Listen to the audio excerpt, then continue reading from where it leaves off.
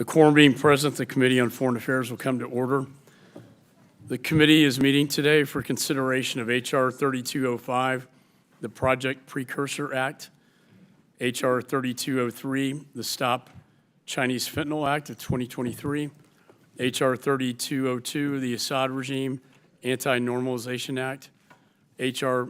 3099, Special Envoy for the Abraham Accords Act, Resolution 81, calling on the President to support the creation of a special tribunal for the punishment of the crime of aggression against Ukraine, H.Res. 377, calling for the immediate release of Evan Gershkovich, a United States citizen and journalist who was wrongfully detained by the government of the Russian Federation in March of 2023. H.Res. 272, calling on the government of the Russian Federation to immediately release United States citizen Paul Whelan, and H.R. 1176, the Taiwan International Solidarity Act. Pursuant to the Committee Rule 4, the Chair may postpone further proceedings on approving any measures or matters or adopting an amendment.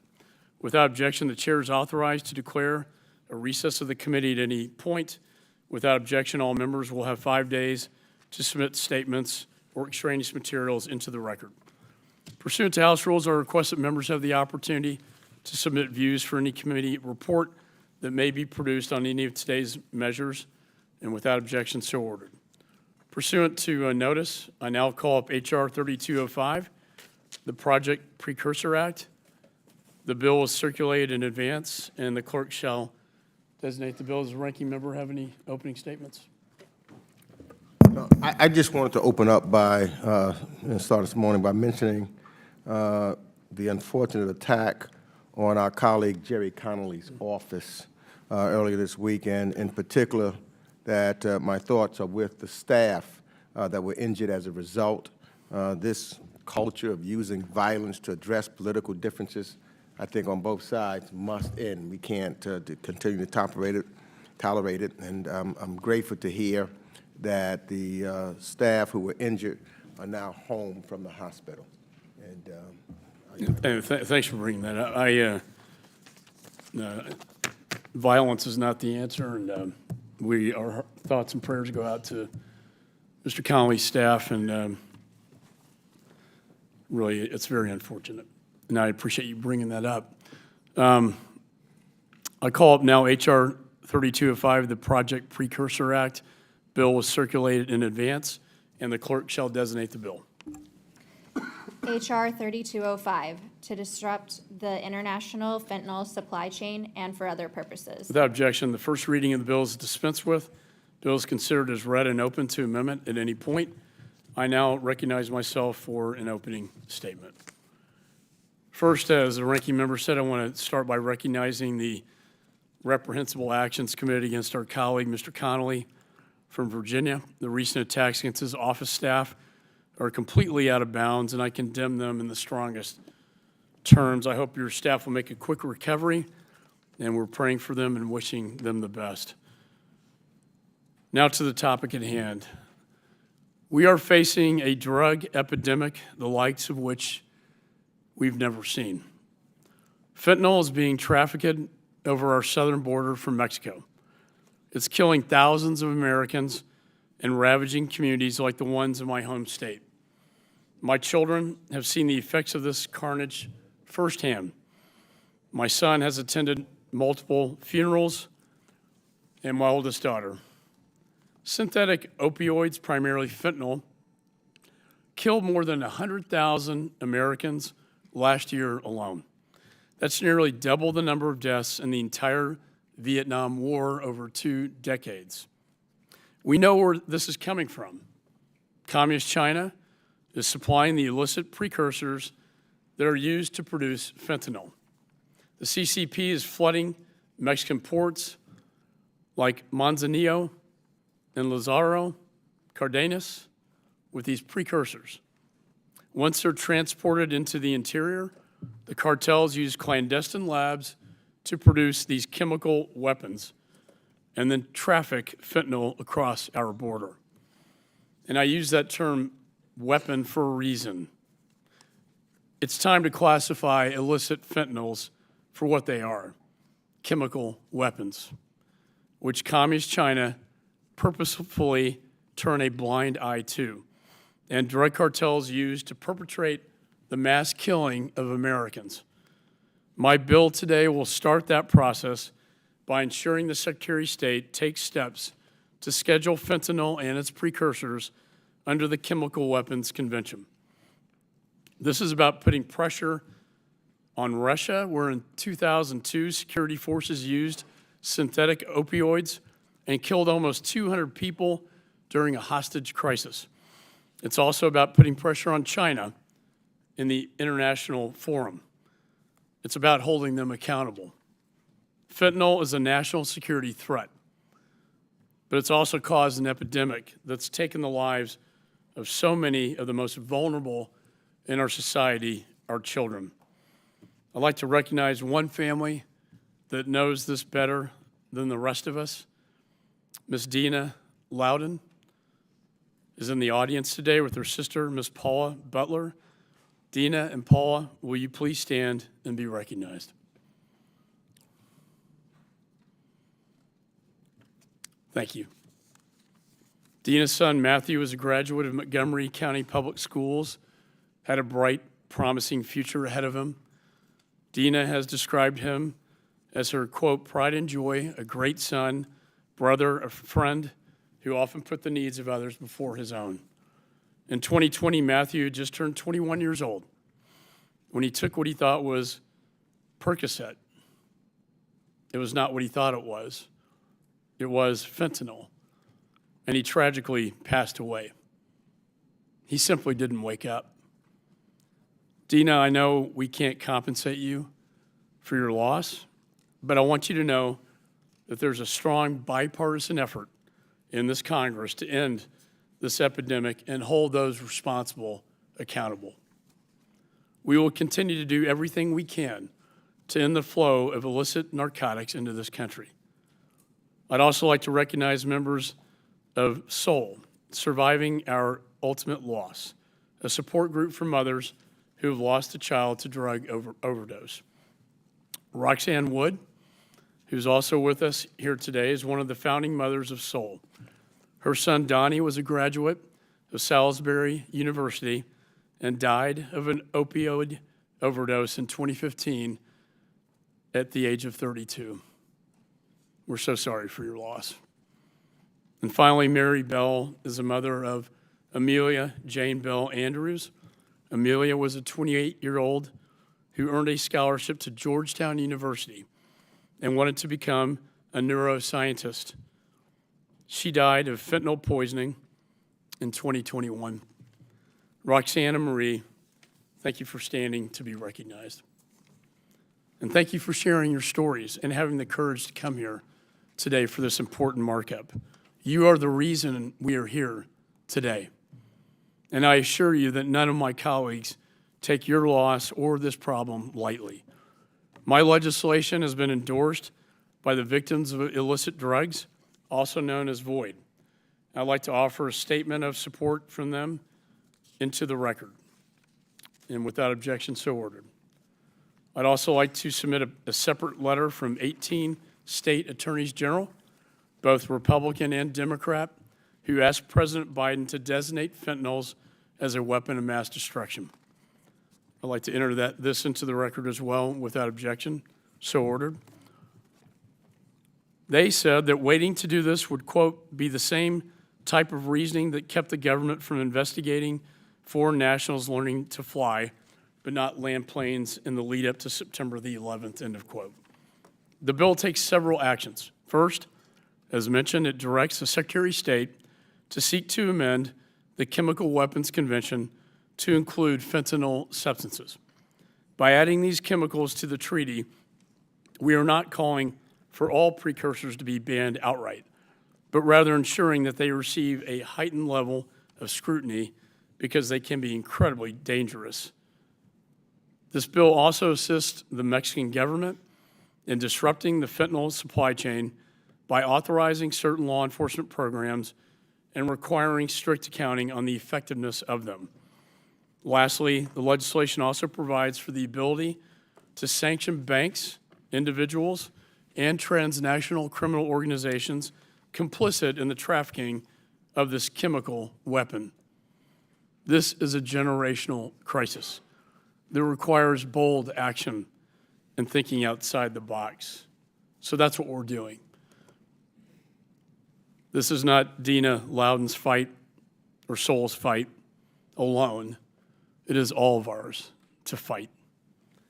And with that, I want to thank you, the family members, for being here today. And with that, I yield back.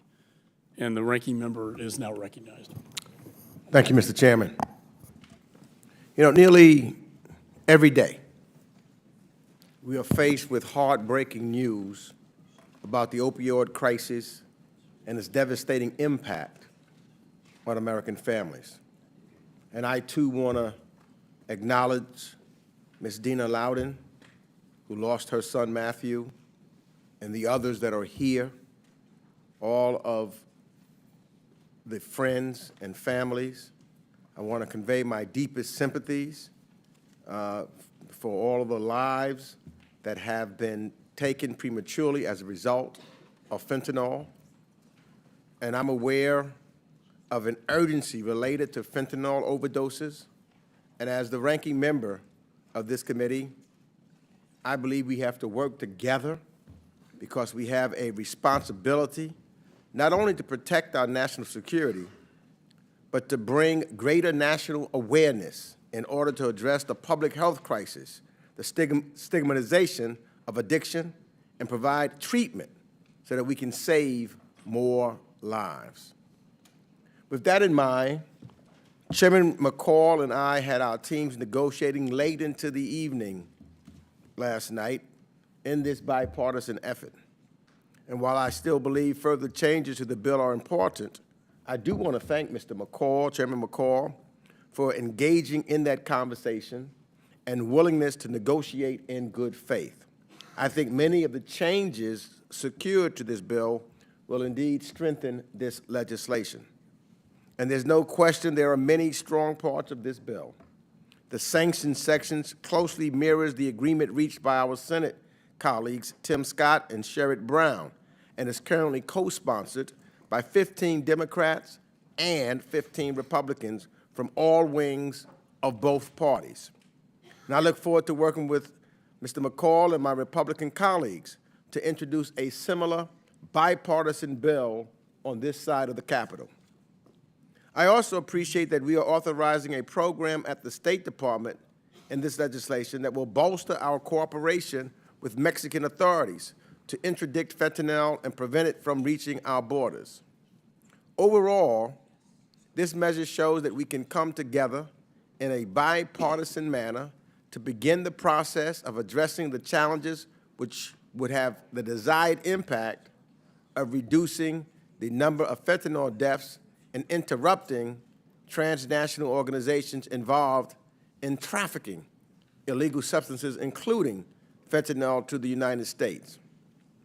So, because of this work and working together, I clearly and wholeheartedly support this bill as amended, and think that we need to continue to bring the attention to all people of the United States of America so that they know that the United States Congress feels their pain, recognize our responsibility, and will do all that we can to bring this pain to a halt. And with that, I yield back the balance of my time. Yeah, I want to thank the ranking member and the staff for working late in the evening to get to a bipartisan resolution of this bill. I think I agree with you, Mr. Meeks, that you actually, it made it a stronger bill at the end of the process, and that's what the American people, I think, want and deserve from Congress, is for us to work across the aisle to get good things done for the American people on such an important issue as this. This should not be a partisan fight. It should be a unified fight with one voice in this Congress, and that's what we have achieved, and I appreciate your willingness to work with me. Is there any further discussion on the bill? Ms. Manning is recognized. No. Can you give me your names?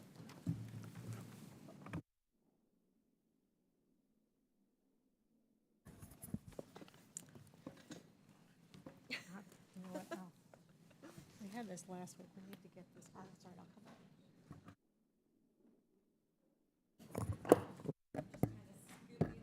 No. This is only temporary. Thank you, Chairman McCaul, Ranking Member Meeks. I am glad that we, as a committee, are working to address the horrific epidemic of fentanyl facing our country, which has claimed more than 100,000 lives in just 1 year. And my heart goes out to all the families, including the guests in our chamber today, who have lost family members to fentanyl. In my home state of North Carolina, we experienced a 22% increase in overdose deaths in just 1 year, the highest number of overdose deaths on record, and more than 77% of those overdose deaths likely involved fentanyl.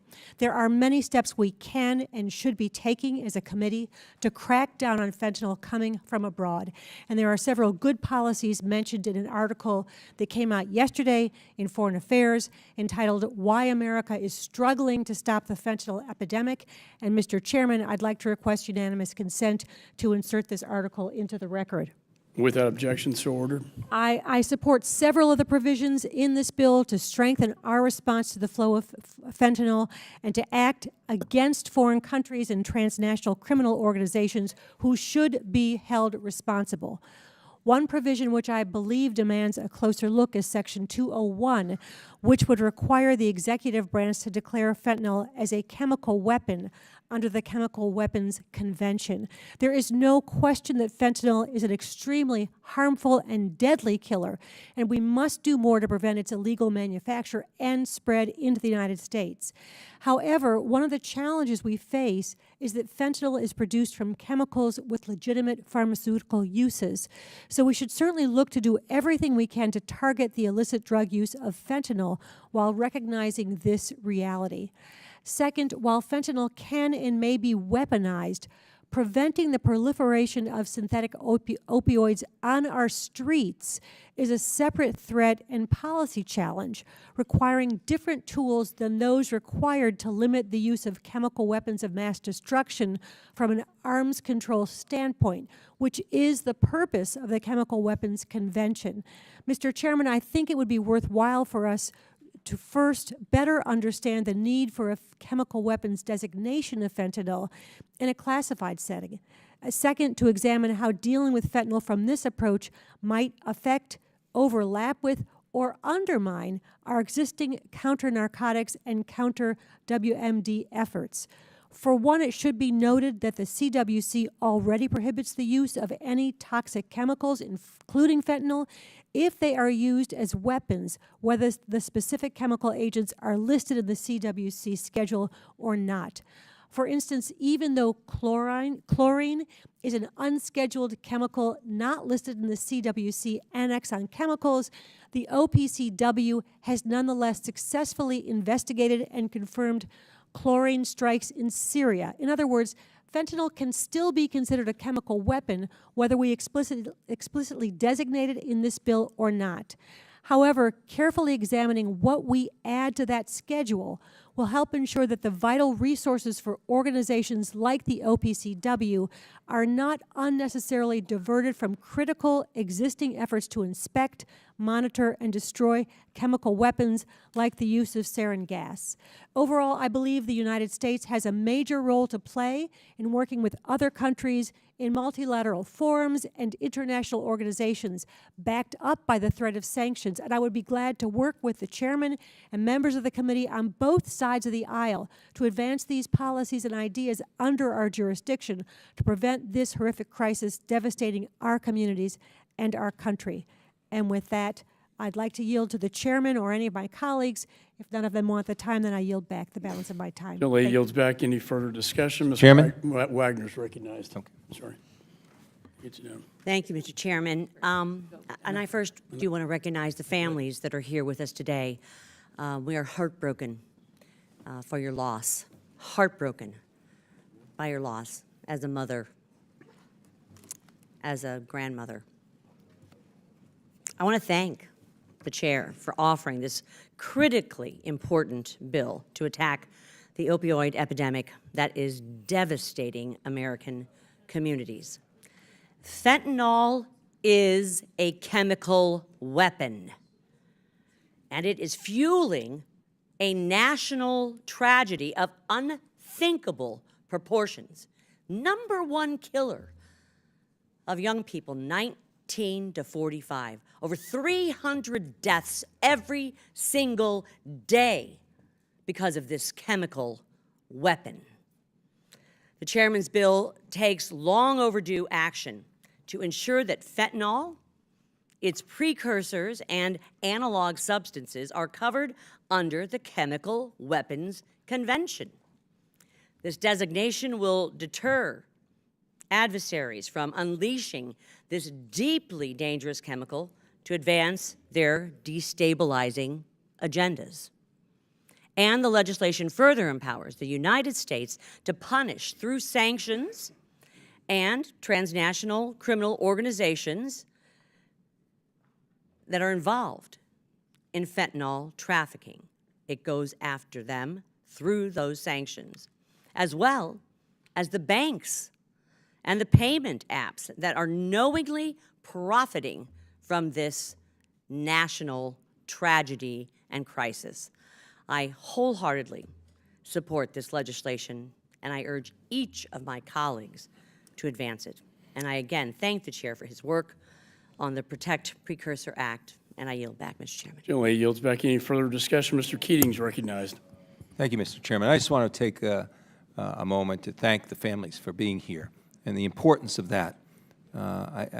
This committee has a portfolio that deals with global issues, wars, all kinds of international crises, yet this is a priority of ours, and in large measure because of the work of family members. As a district attorney, someone that served a dozen years as a district attorney, started one of the first task force on opioid drugs over 20 years ago in Massachusetts, dealt with families in the process, started an organization in Massachusetts called learntocope.org, where family members work together to give each other support and understanding and share their experiences. I've also witnessed the work of family members so vital to moving legislation and progress forward. And it was done with great courage, and it was done with a sense of selflessness. There's nothing that can be done to take back the loss, the profound loss that you've suffered. Indeed, in my own family, I have lost a family member to opioid drugs as well. But I know this, in dealing with the families, I know this with your presence here, your primary objective is to make sure that what you and your family have experienced in your life never happens to another family again. And I know that from dealing with so many families that have suffered such excruciating losses. And I duly appreciate not being here today, but what you've done every day to help advance this cause.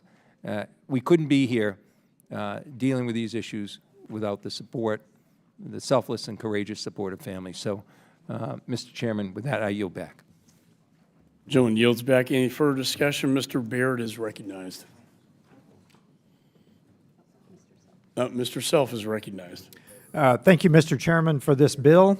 I simply want to point out this bill is more sanguine than I am about the cooperation of the Mexican government.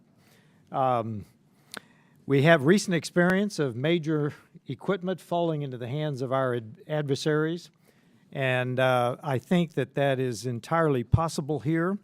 I appreciate the fact that in 1 year they are supposed to give us a report, and I quote here, "The extent to which any part of the government of Mexico has refused to work with the United States or otherwise obstructed, paused, or unnecessarily delayed by bilateral security cooperation with respect to disrupting the flow of covered fentanyl substances." My concern is that we will be giving them equipment that could be turned on us, that could be used against us. It's simply a concern, and I look forward to following that report in 1 year. Thank you. I yield back. Gentleman yields back. Yeah, I look forward to following up with you as well. I'm going down to Mexico at the end of this month to look at our international law enforcement operations, particularly this port where they come into. If we can have the right technology, canines, to stop the precursors at the port, we can stop them at its root cause. But I look forward to further discussions with the gentleman. Any further discussion? Ms. Madeline Dean is recognized. Thank you, Mr. Chairman, and thank you for this legislation and the work that you've done across the aisle to make sure we lift up this extraordinarily important issue. To the mothers and the sisters and the family members, may God bless your loved one. May God bless your families. And we thank you for being here. It cannot be easy, but you help us in our work to lift up this extraordinary public health crisis, international crisis, frankly. We all know that fentanyl is wreaking havoc in our communities, and sadly, you know it as close as anyone. We are losing more than 108,000 people a year. That is 300 people every day. Today, yesterday, tomorrow, 365 days a year. I call it a jetliner a day. Souls crashing to the earth, wreaking havoc on families, on communities, where they work, where they pray, just leaving children behind, leaving mothers and fathers behind. The CDC estimates that about 70% of those deaths are fentanyl related. As some of you know, I have a deeply personal care for this issue. My son Harry is an opioid addict. He is now 10 years in long-term recovery. We are so thankful for that, but we know too many children, his friends, our friends, who have been lost. He's now working in that field of recovery, trying to help others. I wear this band on my arm representing Jake Smart, a young man, 24, lost a year ago to fentanyl poisoning. And I want to be clear, you don't have to be an addict to be taken by fentanyl. I bring no shame to addicts. I know that is an absurdity that somehow our society has imposed upon those who struggle with the disease of addiction, but you don't have to be an addict. We have to educate the public, our children, anyone who might be experimenting with drugs. You might go online, think you've bought a Percocet, and you don't wake up. We have to do everything in our power.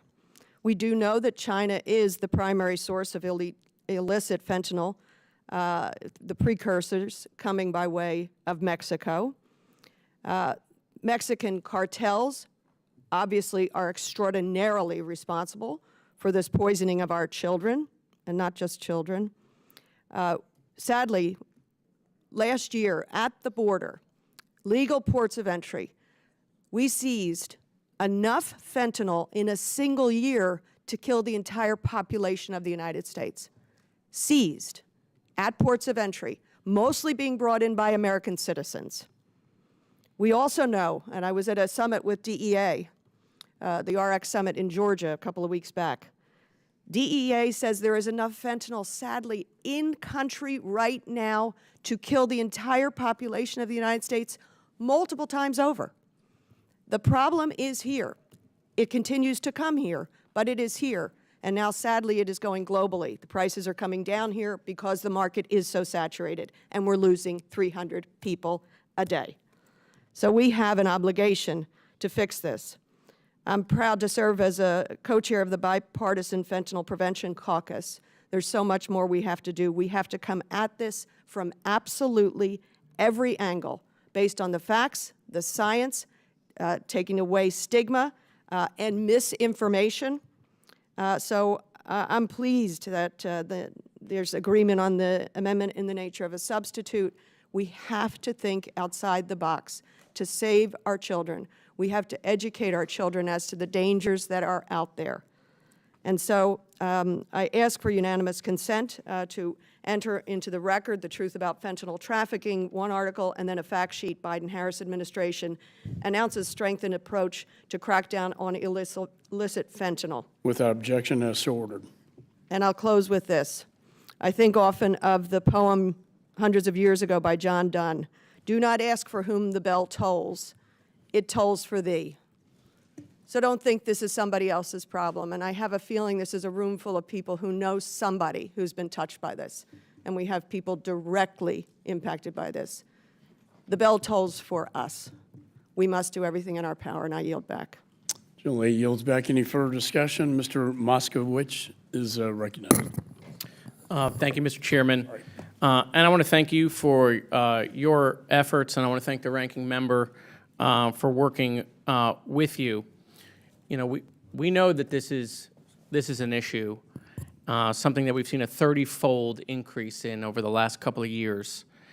And I want to talk to the parents because, you know, my predecessor who held the seat, Ted Deutsch, you know, his nephew died from fentanyl.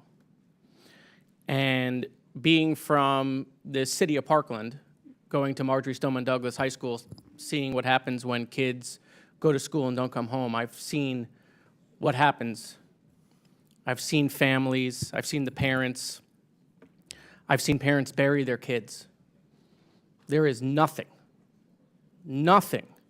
that can compare to watching a parent get that phone call and bury their kid. And so, Mr. Chairman, I'm happy that we're depoliticizing this issue because that's the only way that we're going to make progress. And I'm hoping one day, just like we've recognized the data with fentanyl and we're taking action, I'm hoping one day we can also recognize the data of gun violence among school-aged children and that we too can depoliticize that issue for all those parents that have also buried their kids. Thank you, Mr. Chairman. I yield back. Gentleman yields back. Any further discussion? Mr. Mills is recognized. Thank you, Mr. Chairman. I want to thank you both for proposing this exceptionally important piece of legislation. You know, a lot of people, when they look at members of Congress, they assume that we have a certain type of background, not realizing that we all come from different walks of life. I grew up I'm a multi-generational Central Floridian, where drugs have continued to plague us through the what we call the I-4 corridor, and it's been a very big issue for us. You see, I know a little bit about this, and that's why my true heartfelt condolences to those who've lost someone. My father has suffered with addiction his entire life, spent over 30 years in prison. My mother still suffers with addiction and has spent over 7 years in prison. And I came from a home whereby I bounced house to house until I was about 9 years old when my grandparents finally adopted me. And then I understood what it was to be a part of a nuclear family, but I watched as other members of my family continued to deal with issues with opioid addiction. And it would start out really as something simple, like my cousin who was a roofer, who had injured his back, went to the doctor, got a prescription, became addicted to that prescription, could no longer get additional scripts, so he started buying it freely on the market. And on numerous occasions, he had bought something that wasn't what he thought it was. And luckily, when he was overdosing, someone was there to actually call 911 and get the necessary care. That doesn't happen for everyone. I think that this is one of the key issues in America today is the illicit trafficking of not only fentanyl, but the propping up of the Mexican cartels and the actual intention of the Chinese to try and poison and to try and go ahead and degrade America. I once again thank you, Chairman McCaul, for putting this forward, and also to the ranking member and to my colleagues, because you're right. This is not a Republican or a Democrat issue. This is an American issue. This impacts us all in one way or another. I thank you so much for putting this bill onto the floor. I hope that those who do suffer from the addiction get the necessary care that they need, like my mother needs. And with that, I yield back. Gentleman yields back. Any further discussion? Mr. Lawler is recognized. Thank you, Mr. Chairman, and thank you to you and the ranking member for working together to advance this legislation. And I want to thank my colleague, Mr. Mills, and Ms. Dean for sharing their stories and thoughts.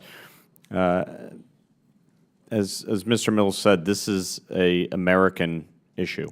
This is not a Republican issue, a Democrat issue. All of us, either personally or through our communities, know people who have been impacted by this opioid and fentanyl epidemic. I held a roundtable discussion just about a month ago in my district with parents, providers, law enforcement, talking about this very issue. And why it is so important that we take on the cartels, that we take on the Mexican and Chinese governments who are allowing for this, and worse than that, frankly, intentionally pushing it. Fentanyl is poison. It is poison, and it is intended to do harm. And I believe very strongly that anyone who is trafficking in fentanyl, lacing products with fentanyl, should be treated for what they are. They're murderers, period. Full stop. And for these families that are here today, all of our collective hearts break for you. No parent should ever have to go through this. But this is a crisis that is impacting every community, every family. No one is exempt from this. This isn't about being rich or poor, black or white. Every single community has been impacted by fentanyl pouring across our border and into our communities. Over 100,000 Americans are dying every year from opioid and fentanyl overdoses. It is a crisis that requires action. We've been talking about this for a very long time. And in the time that we talk about it, 300 Americans a day are dying. It is unacceptable. And it requires a level of enforcement against those who are responsible. It requires us listing fentanyl as a chemical weapon, because that is exactly what it is. It is designed to do harm.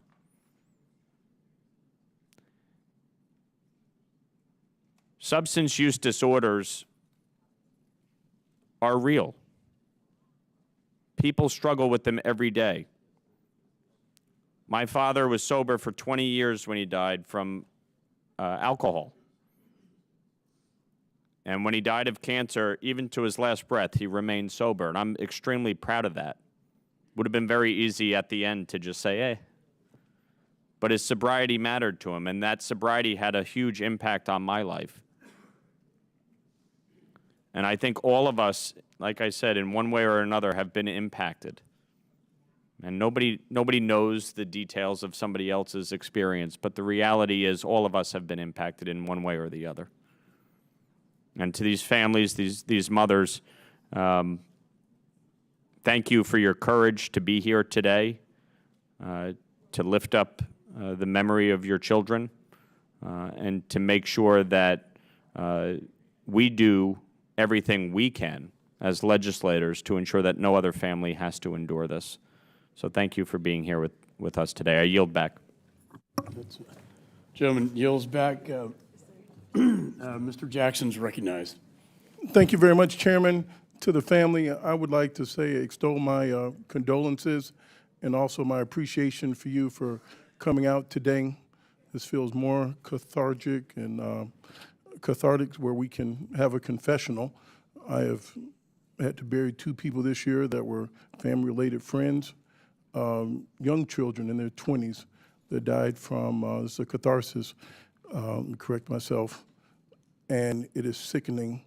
And every time I think about the death, think about these young children, most recently in Lake Meadows and Prairie Shores in the south part of the city of Chicago, 3 children went out to have drugs. 3 fell asleep, 2 woke up, and 1 child had died, and it's affecting the rich, the poor, and to the industry.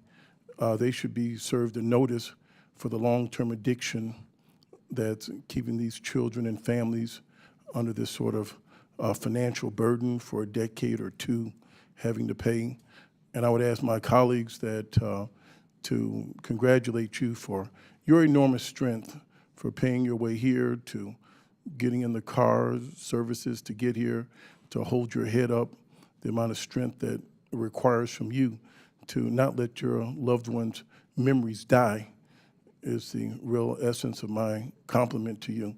You keep them alive so they are truly loved, and so long as we remember them and call their names, they never die, they'll never leave us. It's a pain that no parent ever wants to imagine and dream of. And I would like also just to be on the record to say, this is a man-made, manufactured substance. This and guns I put side by side when the leading cause of death for children is a man-made substance, and the leading cause of children is a man-made instrument for children in our nation. That's a sickness that I hope we move with all speed and alacrity to absolve this. Life should not be a burden. I'm praying for you. God bless. I yield my time. Gentleman yields. Any further discussion? Mr. Wilson's recognized. Thank you, Mr. Chairman, and thank you very much, Mr. Chairman, for your bill and your explanation that you will be going to the port in Mexico where there's been such importation and tragically is the Chinese Communist Party being so involved, and how this impacts on every state and so many different families. And I'm really grateful that it's bipartisan, us working together with Congressman Jackson. I appreciate that he has South Carolina heritage. And I made a speech yesterday pointing out that in my home state of South Carolina, in the last 2 years, 1,500 persons have died because of fentanyl. Additionally, it's been a 35% increase in the last 2 years. And so this needs to be addressed, and I'm grateful that of the 18 attorneys general who are working to declare this a weapons of mass destruction, that the Attorney General of South Carolina, Alan Wilson, my oldest son, is on the letter. So this is an issue that needs to be raised, and the family members who are here, we just appreciate your courage. God bless you. Thank you. Gentleman yields. Any further discussion? There being no further discussion of the bill, the committee will move to consideration of amendments. I have an amendment at the desk in the nature of a substitute, number 49 to H.R. 3205. Clerk shall distribute the amendment. The clerk shall report the amendment. Amendment in the nature of a substitute to H.R. 3205, offered by Mr. McCaul of Texas. Without objection, further reading of the amendment is dispensed with. I recognize myself to speak on the amendment. I'm pleased to offer this ANS that incorporates certain feedback from the State Department, Ranking Member Meeks, Mexican Embassy, relevant experts, and victims' rights groups. And I appreciate all the law enforcement cooperation between Mexico and the United States, and want to make sure that that continues through the Bureau of International Narcotics and Law Enforcement. I also want to make sure our programs are having a real effect in reducing the American death toll caused by fentanyl. This ANS adds specificity to make that intent crystal clear. And I appreciate all the useful feedback we received after the bill was introduced. And with that, I yield back the balance of my time.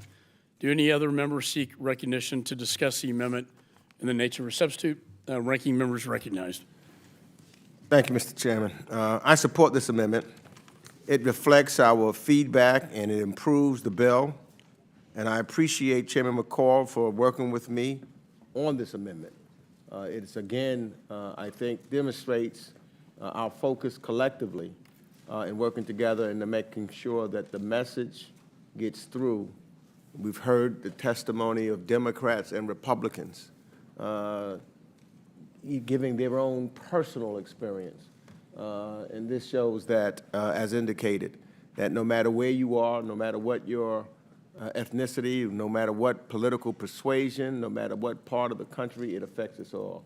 And working with you with this amendment does exemplify that. I yield back. And I appreciate your willingness to work with us. Any further discussion?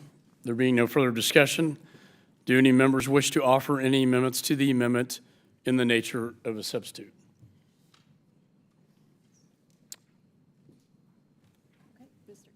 Mr. Castro is recognized. Chairman, I got an amendment at the desk, Castro number 44. The clerk shall distribute the amendment.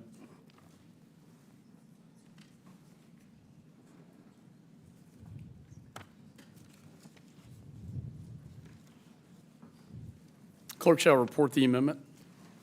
Amendment to the amendment in the nature of a substitute to H.R. 3205, offered by Mr. Castro of Texas.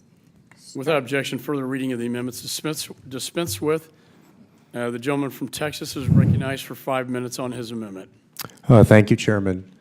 Fentanyl and drugs like OxyContin over the last dozen years or so, before that, have been devastating the American people, including in my home state of Texas and my hometown of San Antonio.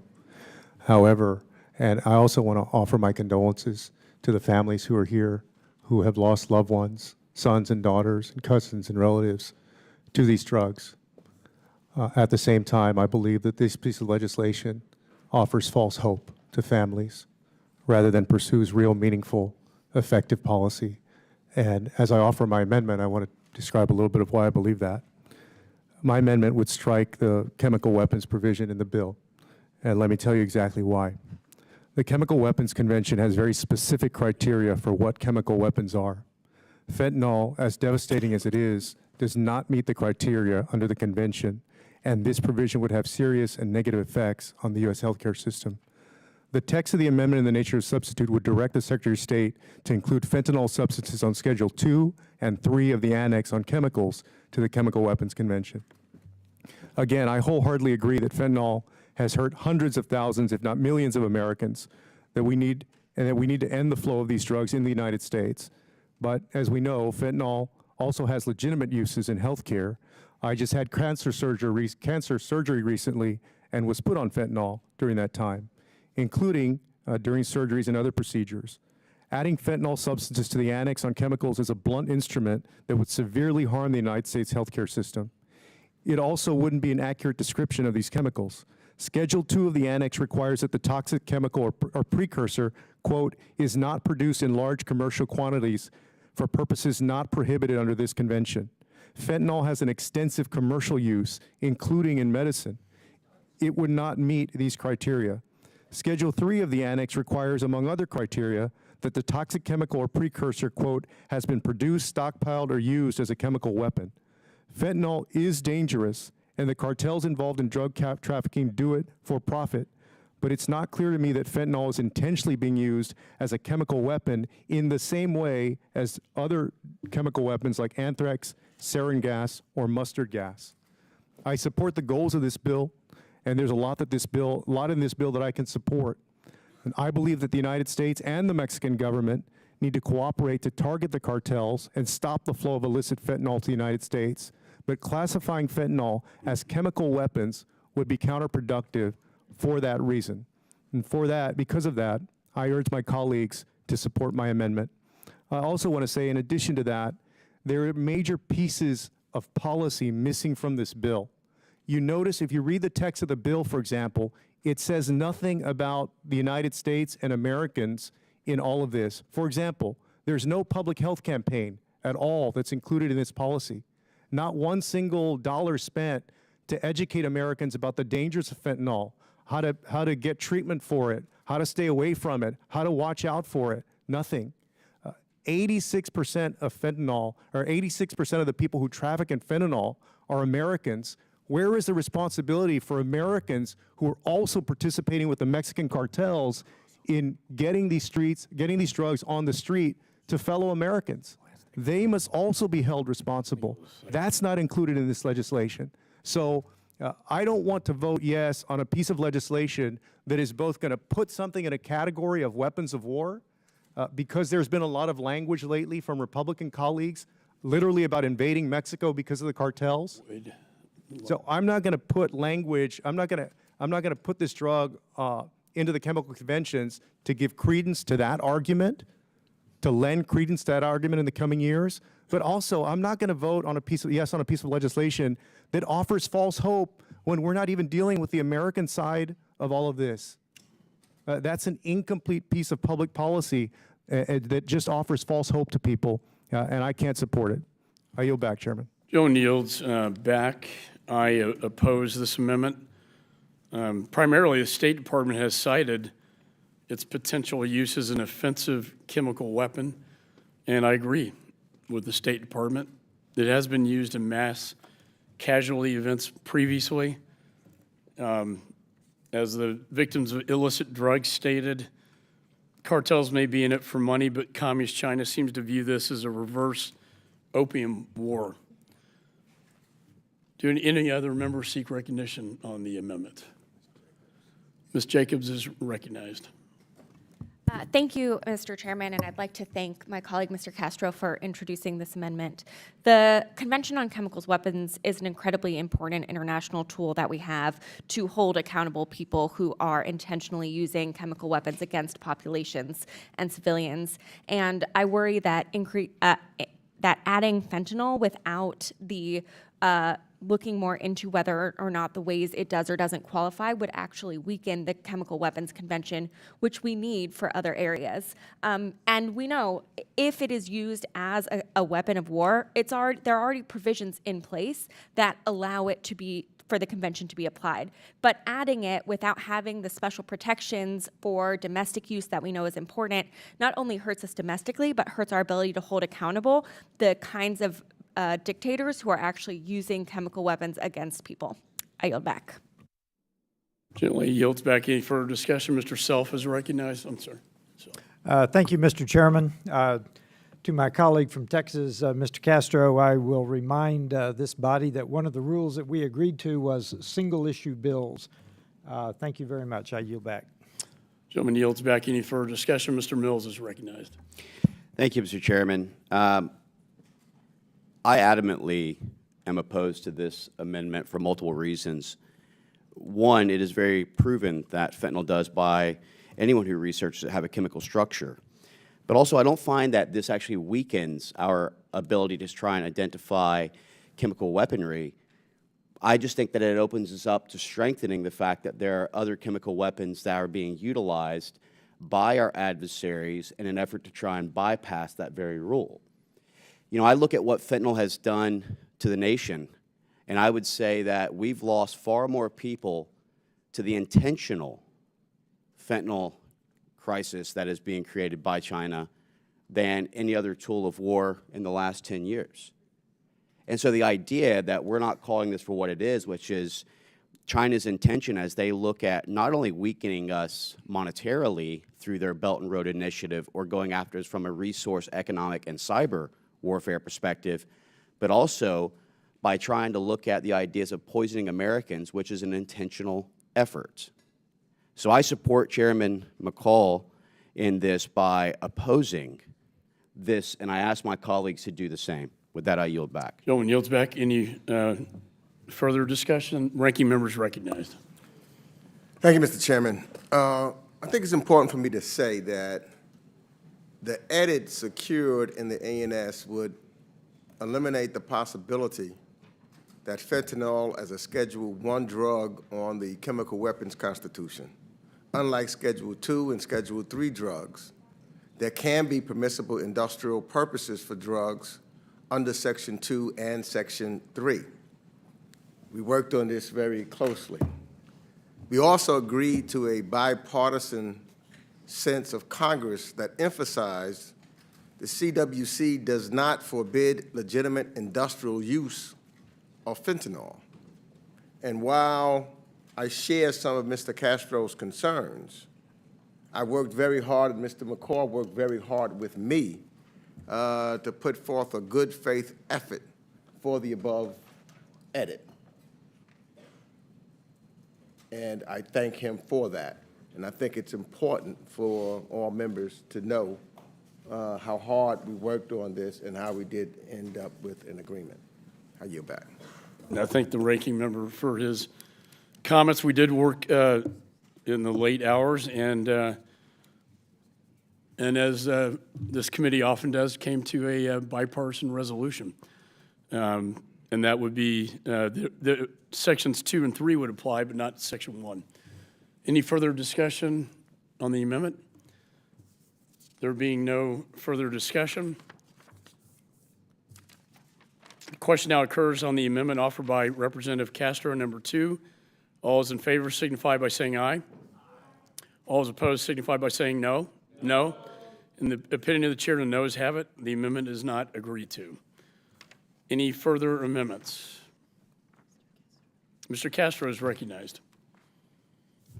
I have amendment number 42, I believe, at the desk. Clerk shall distribute the amendment.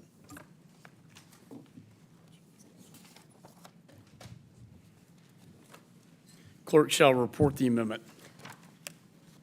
Amendment to the amendment in the nature of a substitute to H.R. 3205, offered by Mr. Castro. Without objection, further reading of the amendments dispensed with. The gentleman is recognized for 5 minutes on his amendment. Thank you, Chairman. One of the things that I mentioned previously is the American side of this whole issue and this tragedy is completely missing. There's literally a black hole in this piece of public policy that doesn't address the American side at all. And so this amendment would simply call for a public awareness campaign, essentially a public health campaign, as we've done with other addictions and so forth, to address that. It's a fairly simple amendment. Remember, it's important to note also that while fentanyl, of course, often is trafficked by cartels, often originates in China, we have had many addictions, like the addiction to OxyContin, that involved American individuals and enterprises, which was also incredibly deadly. Hundreds of thousands of people died from OxyContin addiction. And literally one pharmaceutical company made billions of dollars dispensing this thing at pharmacies all over the place. So there's got to be a public awareness campaign in the United States. In fact, the bill itself, the text of the bill, talks about a public awareness campaign in Mexico. We're going to do a public awareness campaign and spend money in Mexico, but we're not going to spend money in the United States with our own folks? I don't see how that makes sense. So this amendment is an effort to try to, at least in part, fill that hole in this policy. I yield back, Chairman. Gentleman yields back. Let me say I support this amendment. And do any other members seek recognition? There being no further discussion, question now occurs on the amendment offered by Representative Castro, number 1, 42. All those in favor signify by saying aye. Aye. All those opposed signify by saying no. Opinion of the chair, the ayes have it. The amendment is agreed to. Are there any further amendments? Mr. Perry is recognized. Clerk shall distribute the amendment. Mr. Do you know Perry, which one you're amendment? distributing, Mr. Chairman? Which amendment number? I'm asking you which one you're distributing. I'm at 142. Okay. We're going to pull 141 if you haven't done that already. Thank you. Clerk shall distribute Perry Amendment 142.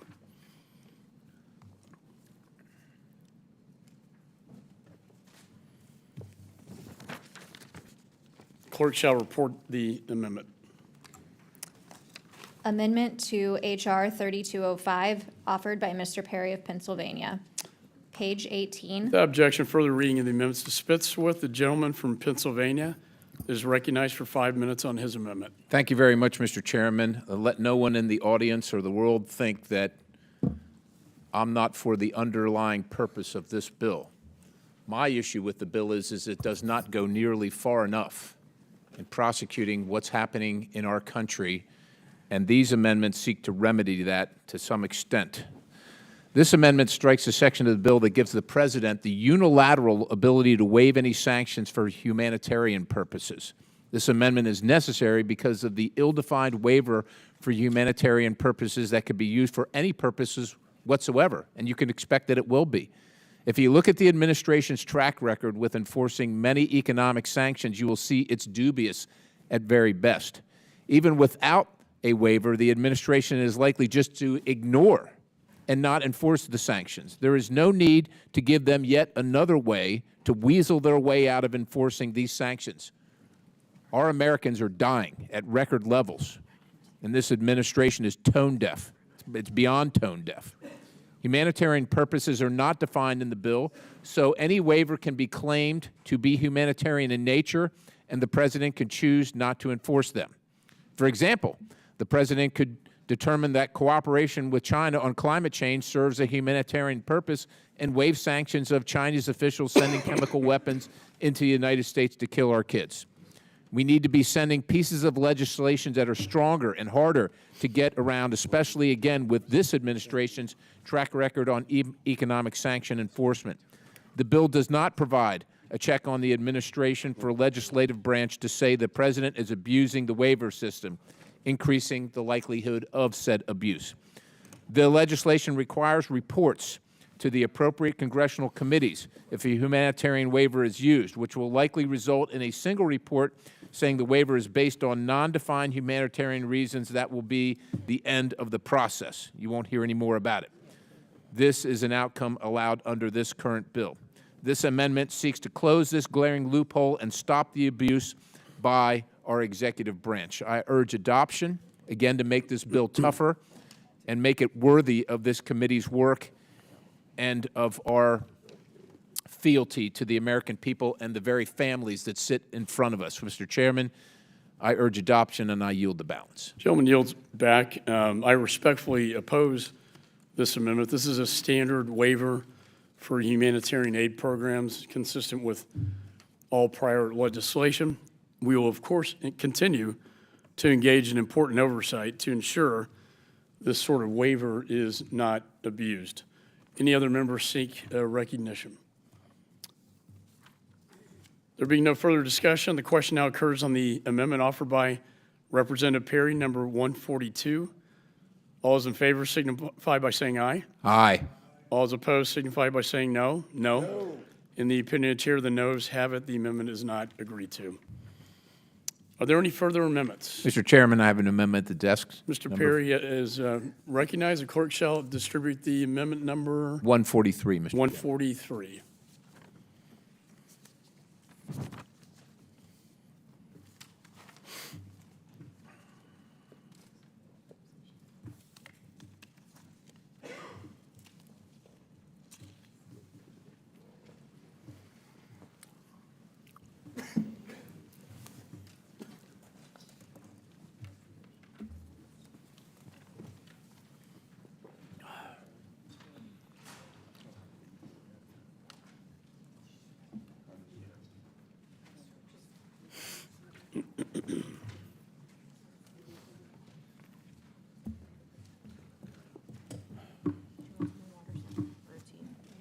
Tea be great. I'm still kind of. Yeah, I got you. You want some honey in it? Yeah, it'd be awesome. All right, I'll bring it back. 143. Here. Oh, sorry about that. Up here. This one, it's in the appropriation. Yeah.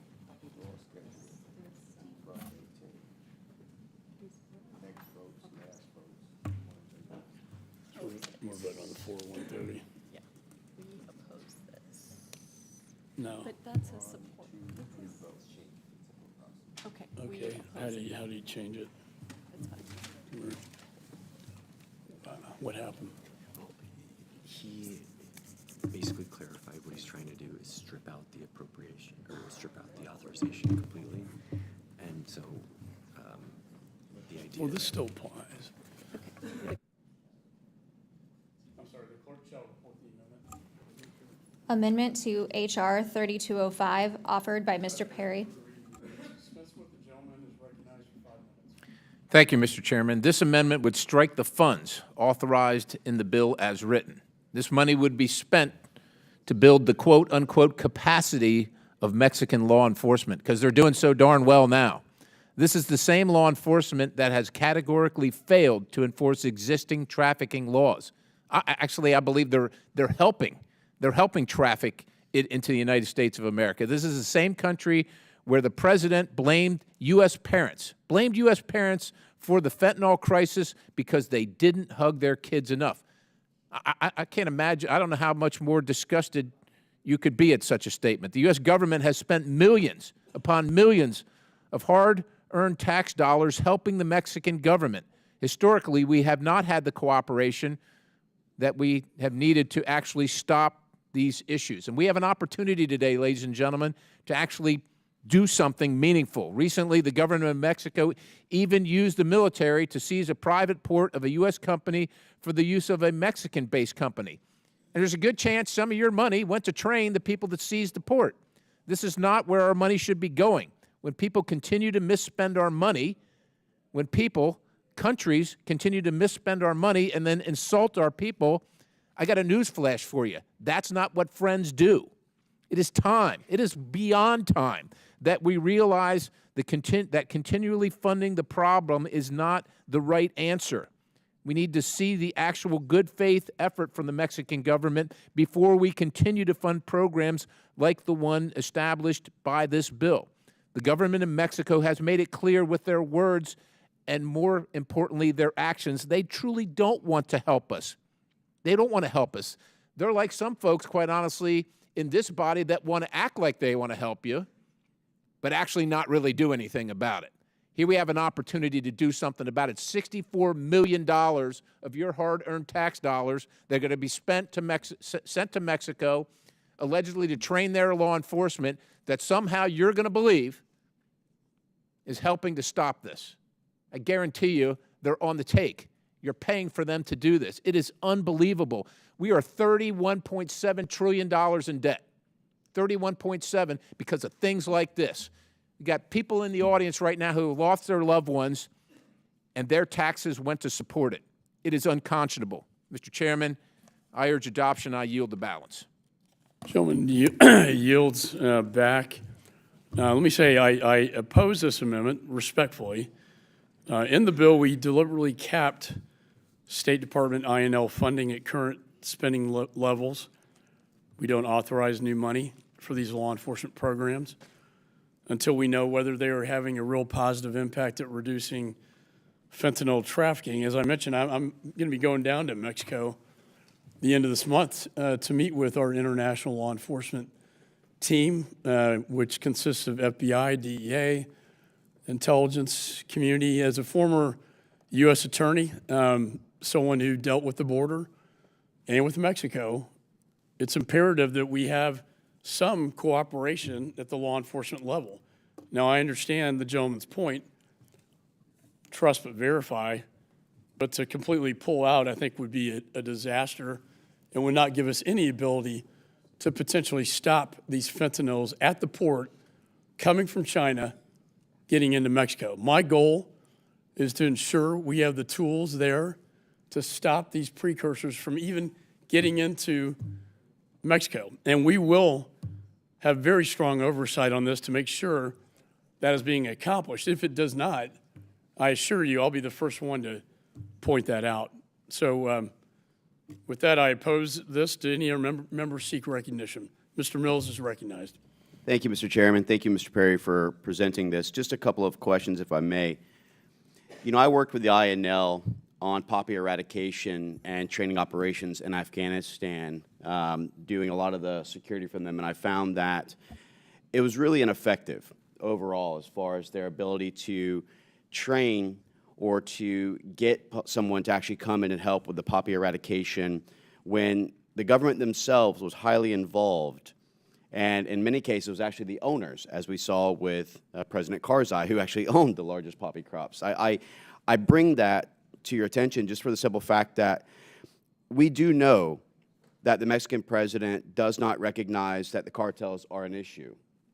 Maybe it's because he is compromised in some type of a financial or instrumental way, but it could also be that he's also in fear for his own life, which is something that we have seen, and Mr. Perry and I have seen as well when it comes to overseas.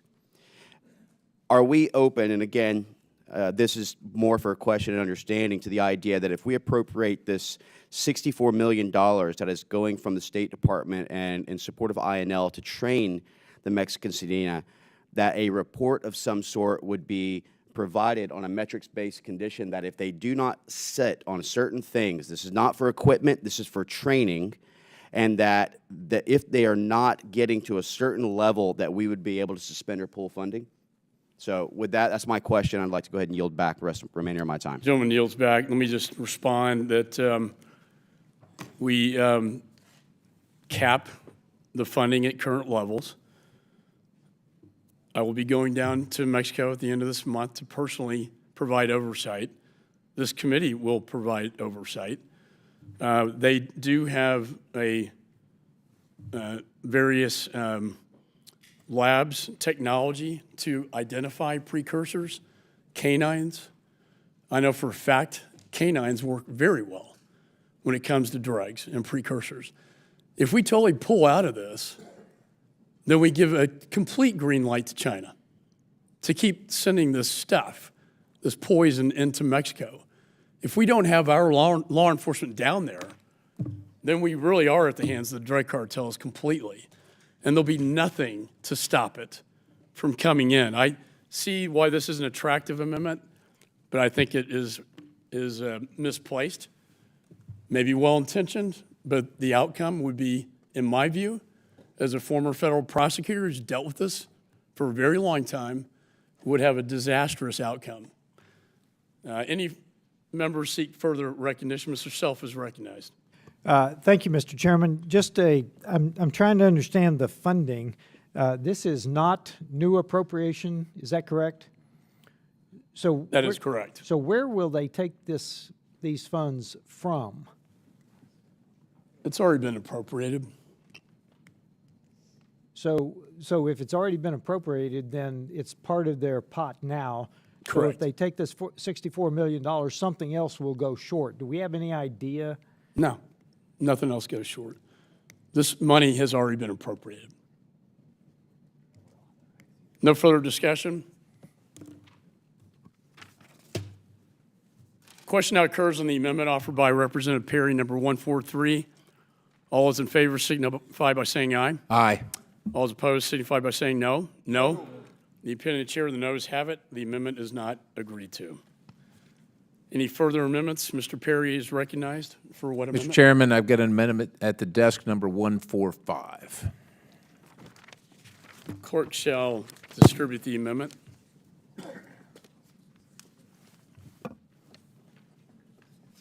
And the clerk shall report the amendment. Amendment to H.R. 3205, offered by Mr. Perry of Pennsylvania. Without objection, further reading of the amendments dispensed with. The gentleman from Pennsylvania is recognized for 5 minutes. Thank you, Mr. Chairman. We're a bunch of rubes, paying these people to kill our kids, destroy our country. Mexico is a narco state. Mr. Chairman, this amendment adds a sense of Congress condemning Mexico's president's statement saying that the fentanyl crisis is caused by a lack of hugs, of embraces in the United States. I can imagine that. My wife and I have 2 children that we hug every single day. We love them desperately. And any one of them, I imagine, could fall into the same trap that the folks here today, that their children have fallen into. It's just unbelievable to me. This statement is reprehensible and shows just how little the Mexican president, I don't know whether he understands or cares or doesn't care about the epidemic that his country is facilitating. As of 2023, the CBP has seized over 10,000 pounds of fentanyl at the southern border, and is just what has been seized. We don't look, obviously a lot more is coming in, or these ladies wouldn't be sitting in front of us today. The lax enforcement in Mexico allows for the deadly substance to make its way to the United States. Worse, the Mexican government has decried the U.S. charging Mexican cartel members with charges of smuggling massive amounts of fentanyl into the U.S., claiming the U.S. had no right to charge them with those crimes. So get this straight. We can't charge them with those crimes, but we can pay them to charge them with the crimes that they're deriding us for charging them with, and you actually believe that they're going to charge them with them after we pay them. We're a bunch of rubes. Not only is the president of Mexico refusing to engage in the enforcement in his country, but he is also condemning us for doing so here. The fentanyl crisis facilitated by the Mexican government is taking the lives of Americans across the country every single day, taking the lives of each of our constituents every single day.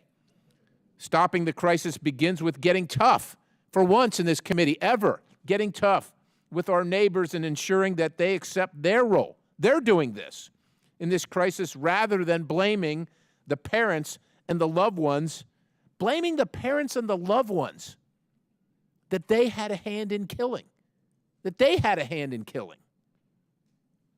This amendment would begin the process by condemning the heartless comments by the Mexican president against the people of our nation, the people that we represent, Mr. Chairman. We don't represent Mexico or Mexican law enforcement. We represent Americans. I wish I didn't have to remind myself and others of that, but it seems like it's necessary. With that, I yield the balance. Gentleman yields back. And let me say I support this amendment. Basically stating it's a sense of Congress that the statement of Mexico's President Andrés Manuel López Obrador stated that the United States of America's fentanyl crisis is caused by, quote, a lack of hugs and of embraces. We cannot stand for Mr. Perry. Mr. Perry, I agree with your I appreciate that, Mr. Chairman. And I don't think we can stand for Mexican officials casting blame on the United States for the fentanyl crisis. And I think it's irresponsible to say so. Do any other members seek recognition? There being no further discussion, question now occurs on the amendment offered by Mr. Perry, number 145. All those in favor signify by saying aye. Aye. All those opposed signify by saying no. In the opinion of the chair, the ayes have it. The amendment is agreed to. Are there any further amendments? Mr. Perry is recognized. Yes, Mr. Chairman, got an amendment at the desk number 148. Okay. Clerk shall distribute Perry Amendment 148.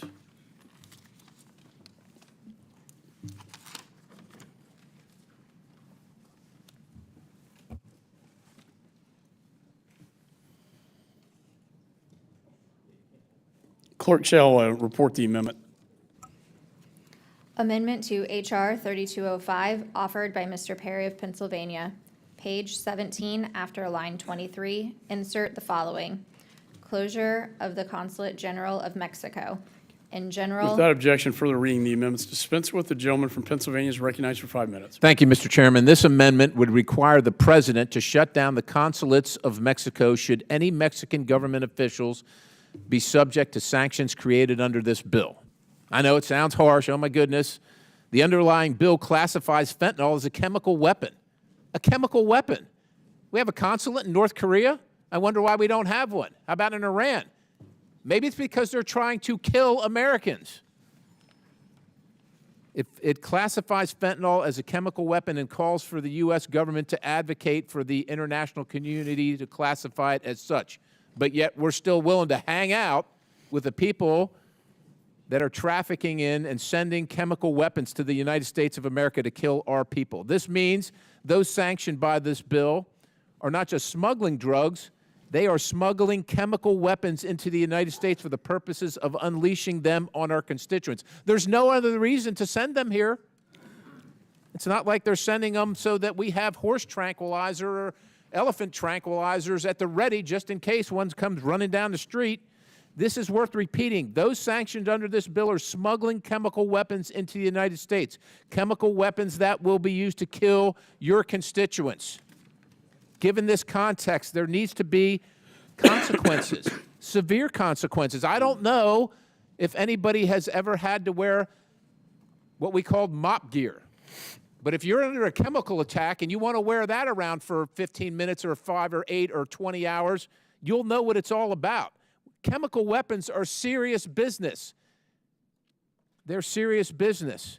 And if any official in the Mexican government is found to be subject to these sanctions, the consequences must also apply to the Mexican government, because we actually should mean something in this Congress. Shutting down their consulates until they no longer employ sanctions officials seems like a weak response to unleashing chemical weapons on Americans. But it'd be a small start. The U.S. has used the carrot method since 2008, spending billions of dollars fighting the cartels and trying to curb the influence of the cartels. And you know what's happened? Cartels are only getting stronger, ladies and gentlemen. They're running our border, not because Perry said so. The Border Patrol tells us so. The Border Patrol under a Biden administration tells us that. Tens of thousands of U.S. citizens have died from the chemical weapon that flows freely in an open border with Mexico. At this point, we simply have no choice but to employ more of the stick method to stop this crisis at the southern border, because the carrot method, it ain't helping. We're paying them to poison us. That's awesome. Who would do such a thing? We cannot have normal relations with a nation if they have members of their government knowingly allowing chemical weapons to kill Americans in our country.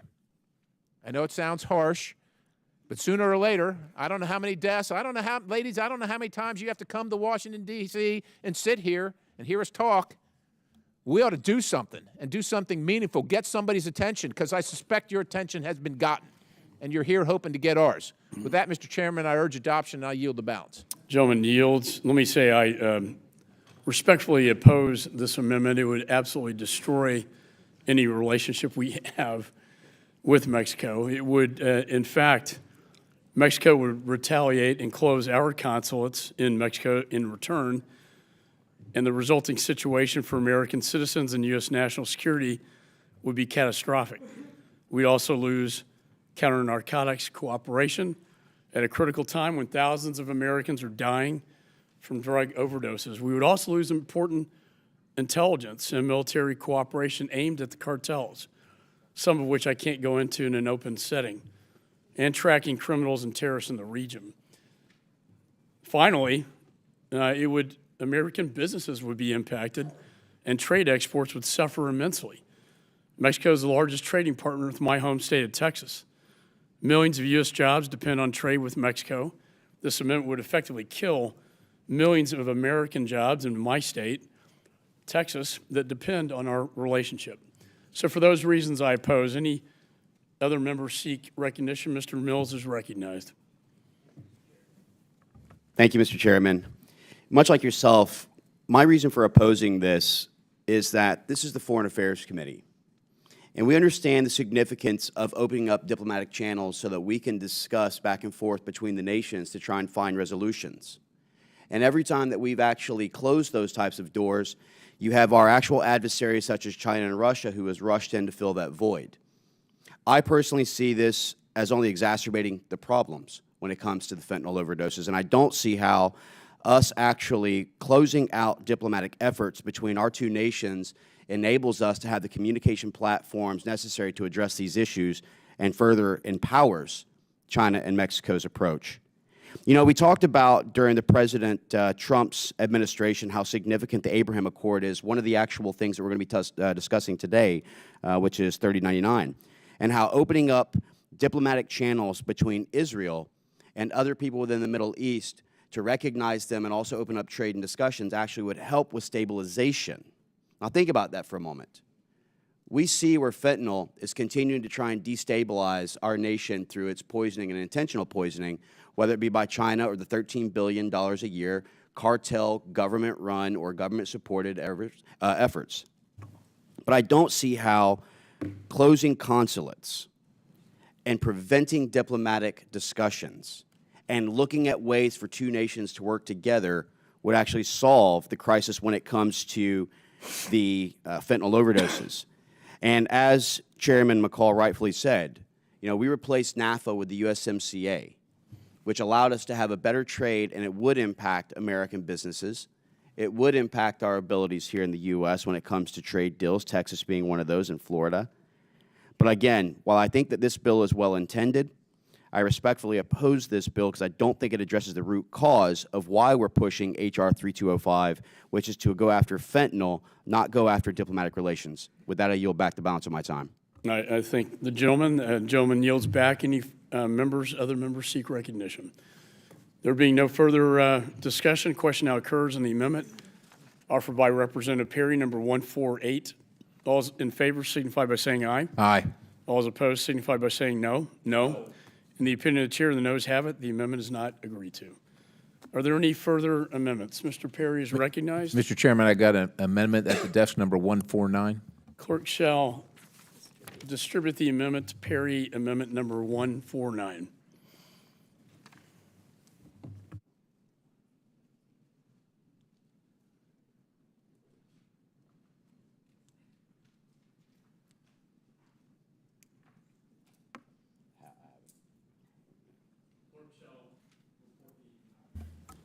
Amendment to H.R. 3205, offered by Mr. Perry of Pennsylvania.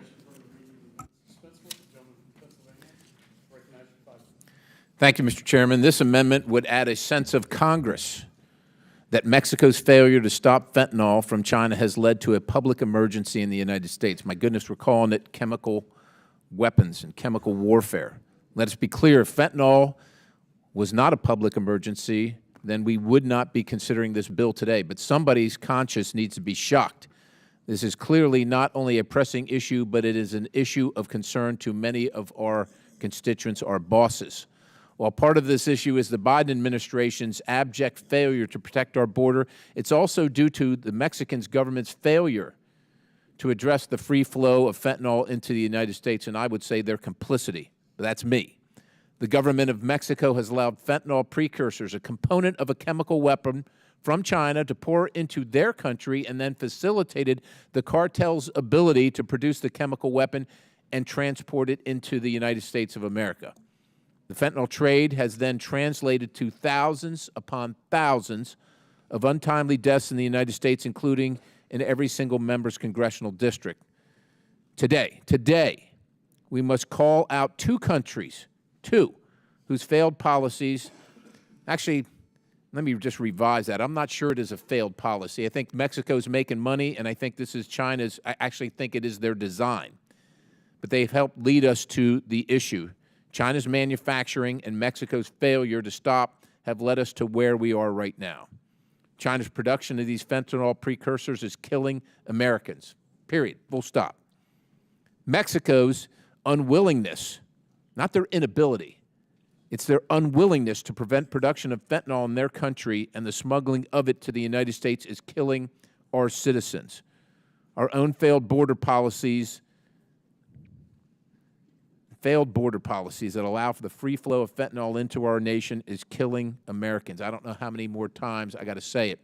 But if our sense of Congress, if a sense of Congress will make the difference, it's almost asking nothing. It's almost asking nothing. But if it makes some difference, any difference, to save lives in America and hold to account the two governments that are preying on our people, then it absolutely must be done. It is the minimum. Again, I think that this bill should be much stronger. I've tried to offer what I could to strengthen our resolve and actually do something here in Congress to honor the lives that have been lost, that have been taken, the murders that have taken place in our country while we sit here and fiddle. And what I've done today is going to be of marginal measure, and I'm disappointed in it. Disappointed in our committee, I'm disappointed in this bill, and I hope that we can do more, and I hope this is not the end of this discussion and the end of our work. I hope it is just the very small beginning. Mr. Chairman, I urge adoption. I yield the balance. Gentleman yields back. Let me first say that calling fentanyl a chemical weapon is a very strong statement by this committee. I can't think of anything stronger. In fact, many on the other side of the aisle probably don't like the fact that we're going that far with this bill. So to say this is not a strong bill, I completely disagree with the gentleman. However, I do support this amendment, and I appreciate Mr. Perry bringing this forward to making this bill stronger. Clearly, this is a public emergency, and that's all this amendment says. Sense of Congress that this is a public emergency, and I think the families here of the victims certainly would agree with that. I can't imagine anybody on this committee not agreeing that this is, in fact, a public emergency. Let me also say this bill was brought to us with support of almost half of the attorney generals of the United States across all those states. And every victims' rights group, every treatment centers, it has very strong support for a very strong bill. To call it otherwise is really, I think, undermines the intent of the bill. It undermines what the victims have done to bring this bill forward. And we should stand for this bill in the strongest terms. So with that, there being no further discussion, ranking member is recognized. Mr. Chairman, I do agree that this is, we have an emergency of which we need to deal with. But I do have to oppose this amendment because I don't believe that we need to alienate Mexico at precisely when we need their cooperation. I can recall when we had this epidemic out of Colombia, what we did was work together and came up with Plan Colombia to stop the influx or to try to stop the influx of drugs. So to me, the this myopic amendment fails to capture the vast problem that is the fentanyl supply chain. It has no operative effect, but will poison relations between Mexico and the United States, and therefore must oppose this amendment. Yield back. Gentleman opposes and yields back. Any further discussion on the amendment? There being no further discussion, the question now occurs on the amendment offered by Representative Perry, number 149. All those in favor signify by saying aye. Aye. Aye. All those opposed signify by saying no. No. In the opinion of the chair, the ayes have it. The amendment is agreed to. Are there any further amendments? Mr. Perry is recognized. Mr. Chairman, I have no further amendments. We thank you for that. There being no further amendments, the question now occurs on the amendment in the nature of substitute number 49, offered by myself. All those in favor signify by saying aye. Aye. All those opposed signify by saying no. Opinion of the chair, the ayes have it. The amendment is agreed to. I now move that the committee report H.R. 3205 as amended to the House with a favorable recommendation. All those in favor signify by saying aye. Aye. Aye. All those opposed signify by saying no. In the opinion of the chair, the ayes have it. The motion is agreed to. Without objection, the motion to reconsider is laid on the table. Staff is authorized to make any technical and conforming changes. Pursuant to notice, I now call up H.R. 3203, the Stop Chinese Fentanyl Act of 2023. The bill was circulated in advance, and the clerk shall designate the bill.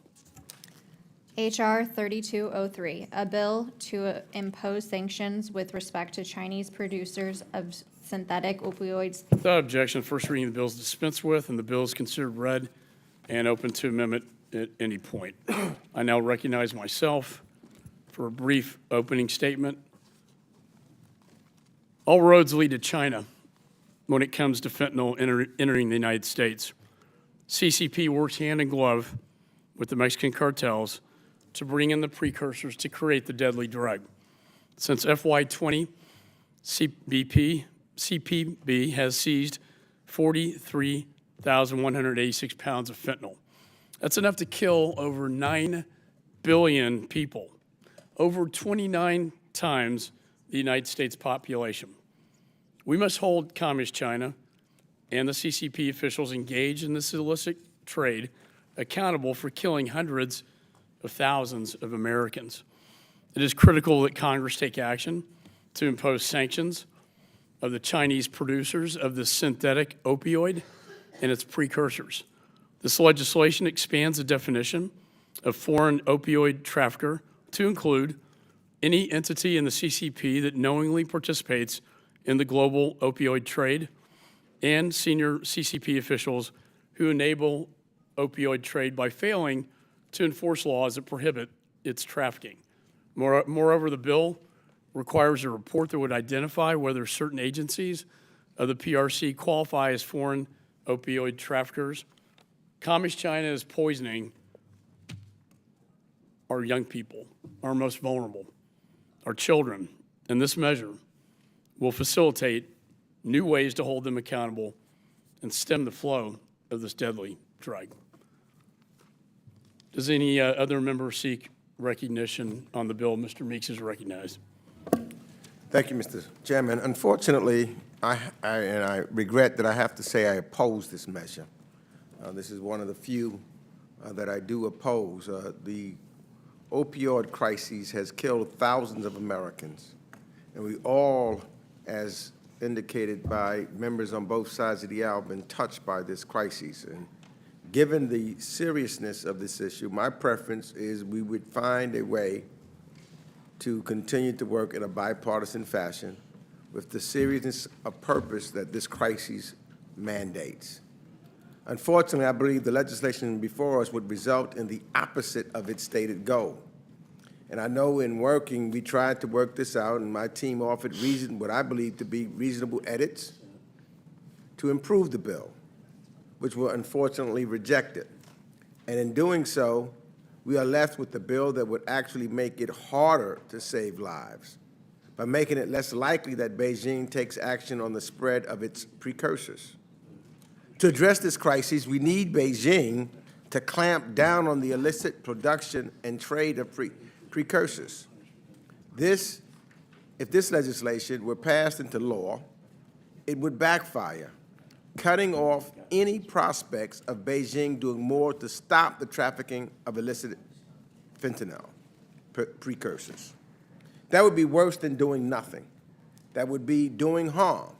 So I must oppose this measure and urge my colleagues to do the same, and I hope that we can focus on a smart and effective ways to handle this tremendous threat to American life instead of politicizing an issue so near and dear to all of our hearts. And I yield back. Gentleman yields back. Is there any further discussion on the bill? Mr. Self is recognized. Thank you, Mr. Chairman.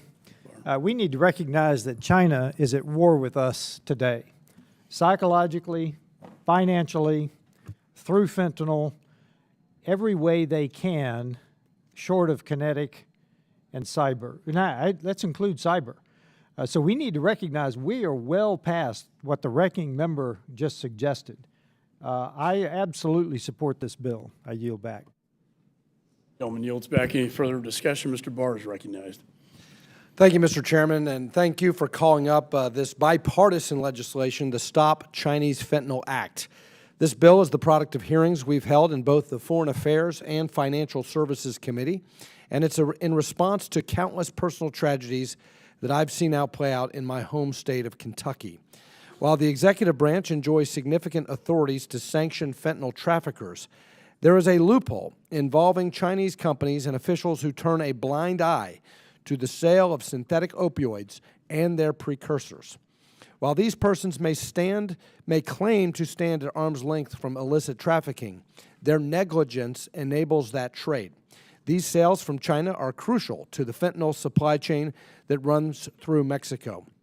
As one of our hearing witnesses, John Casera, a former special agent with the Treasury Department, told us in the Financial Services Committee, the Chinese Communist Party, quote, tacitly supports aspects of international drug trafficking by looking the other way, as it does with the fentanyl trade, unquote.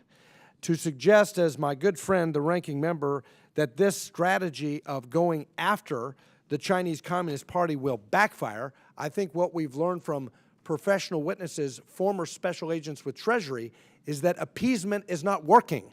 We have to sanction these people and sanction the sources of this illicit fentanyl trade.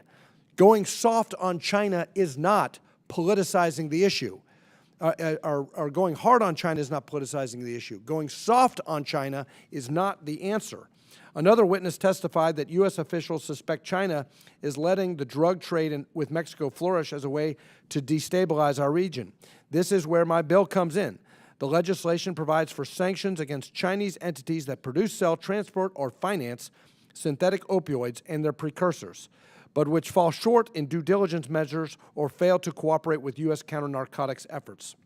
This bill would further make senior Chinese officials sanctionable if they regulate those entities or otherwise fail to take credible steps against Chinese opioid traffickers. Under my legislation, the President would also be required to determine each year if certain Chinese government leaders with authorities related to fentanyl should be sanctioned for their negligence. In other words, Mr. Chairman, my bill targets those in China who look the other way. Either they bolster their cooperation with us to crack down on synthetic opioids, or they will face the consequences. Typically, we impose sanctions on bad actors who engage in malign activities, not on those who fail to prevent the activities. But this is a reasonable practice given the power of U.S. sanctions. Here we must take an exception because unless we secure greater cooperation from China, from know your customer procedures at pharmaceutical companies and banks, to more vigorous law enforcement against Chinese traffickers, we will continue to fall behind in the fight against fentanyl. Just hoping that the Chinese are going to do the right thing without sanctions is not a strategy. We've tried that, and it has failed. Here's why we must do everything to win that fight. In my home state, the Kentucky Counter-Drug Program seized 142 pounds of fentanyl in just the past 7 months, enough to cause a fatal overdose in over 28 million people.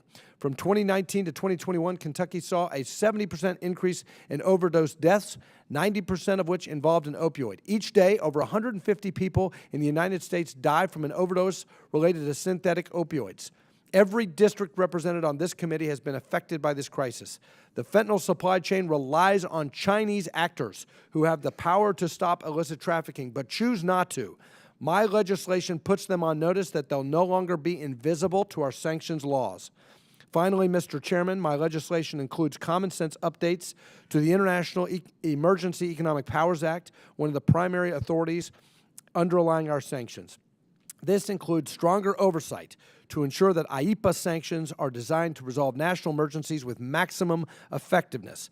My legislation also extends the IEEPA statute of limitations from 5 years to 10, a priority for Treasury's Office of Foreign Asset Control, so that sanctions violators do not escape prosecution.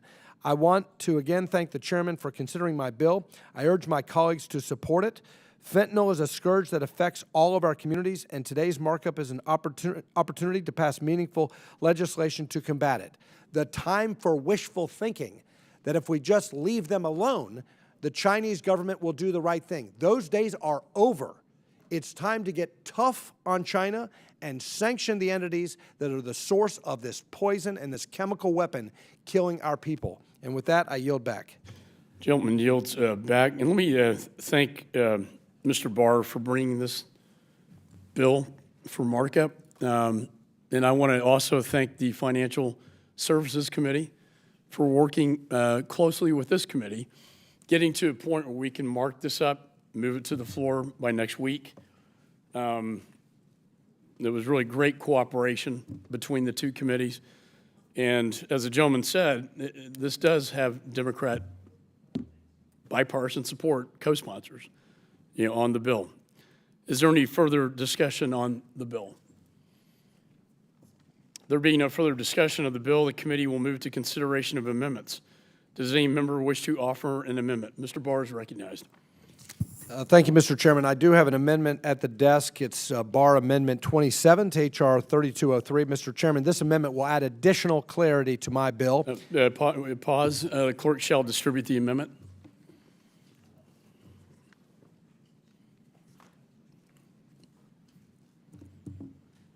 And the clerk shall report the amendment. Amendment to H.R. 3203, offered by Mr. Barr of Kentucky.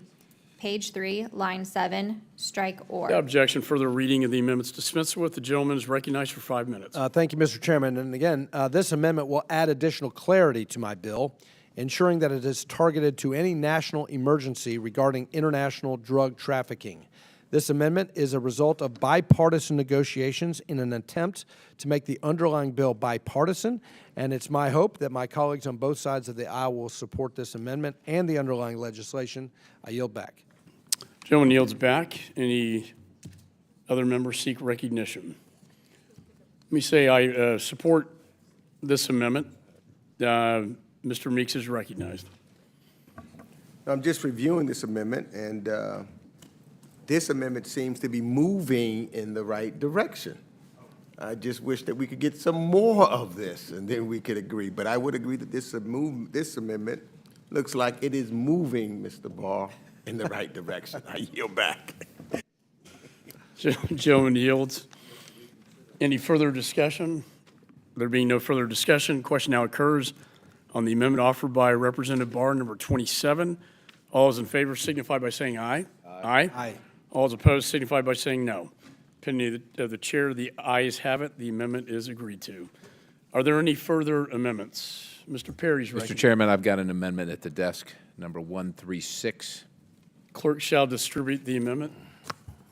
Of course, I'm doing this just for the ranking member. I don't want him to get soft down there and get comfortable. What is this one? Clerk shall report the amendment. Amendment to H.R. 3203, offered by Mr. Perry of Pennsylvania. Page Without 3. objection for the reading of the amendments dispensed with, the gentleman is recognized for 5 minutes. Thank you, Mr. Chairman. This amendment simply ensures that this legislation would not simply and only apply to those in the Chinese government, but any government official of any other foreign country or foreign opioid trackers.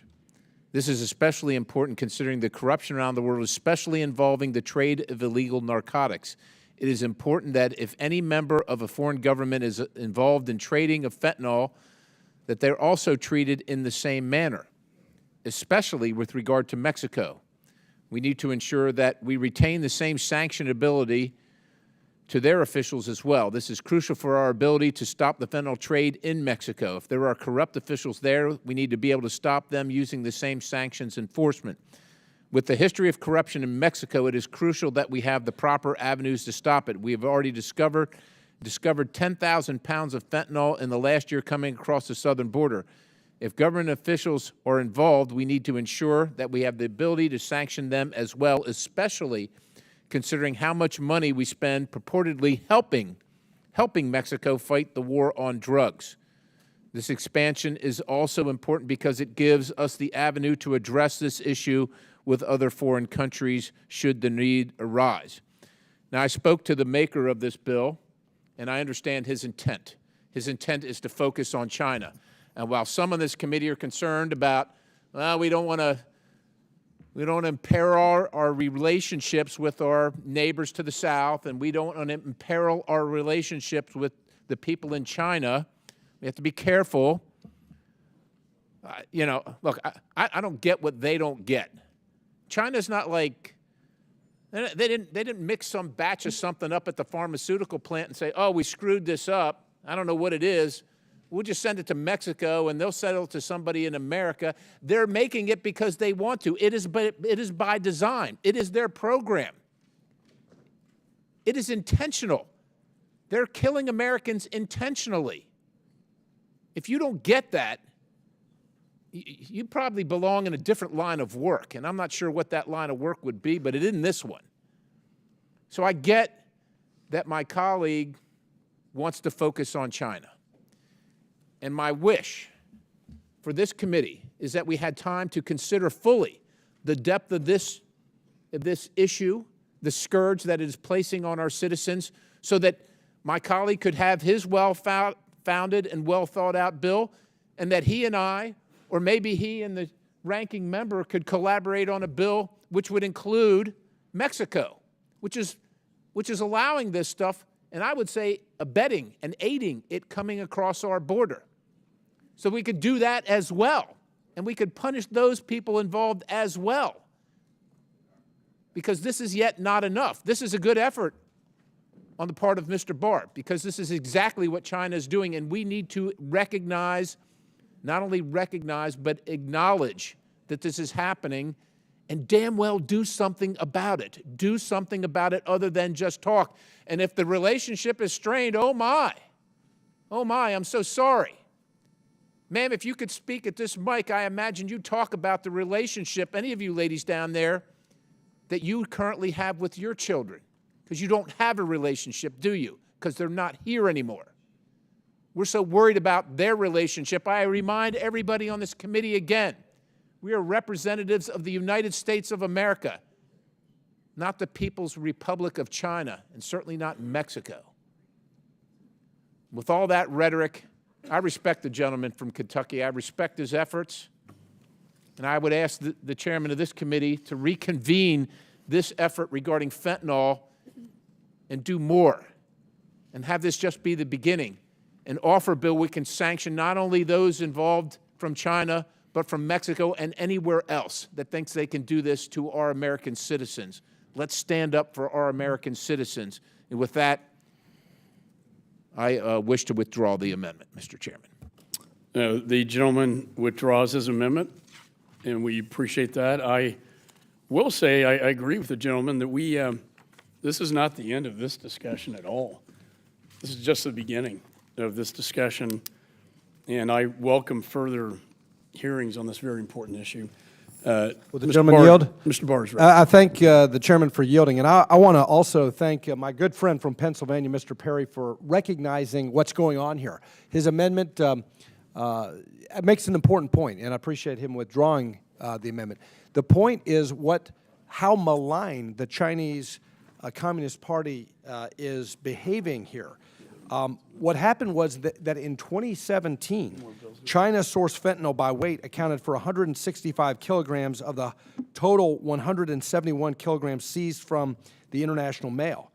And this practice began to shift in 2019 when the Trump administration pressured the CCP to reclassify and control all forms of fentanyl, which resulted initially in modest reductions of seizures of fentanyl flowing from China into the United States. But while the CCP implemented controls on fentanyl, in its final form, it did not place similar controls on the synthetic precursor chemicals used to produce fentanyl. And so what's happened is that since 2019, Chinese manufacturers and traffickers have adapted their strategies and business models to primarily produce the precursor chemicals and then have outsourced the final production to cartel laboratories in Mexico.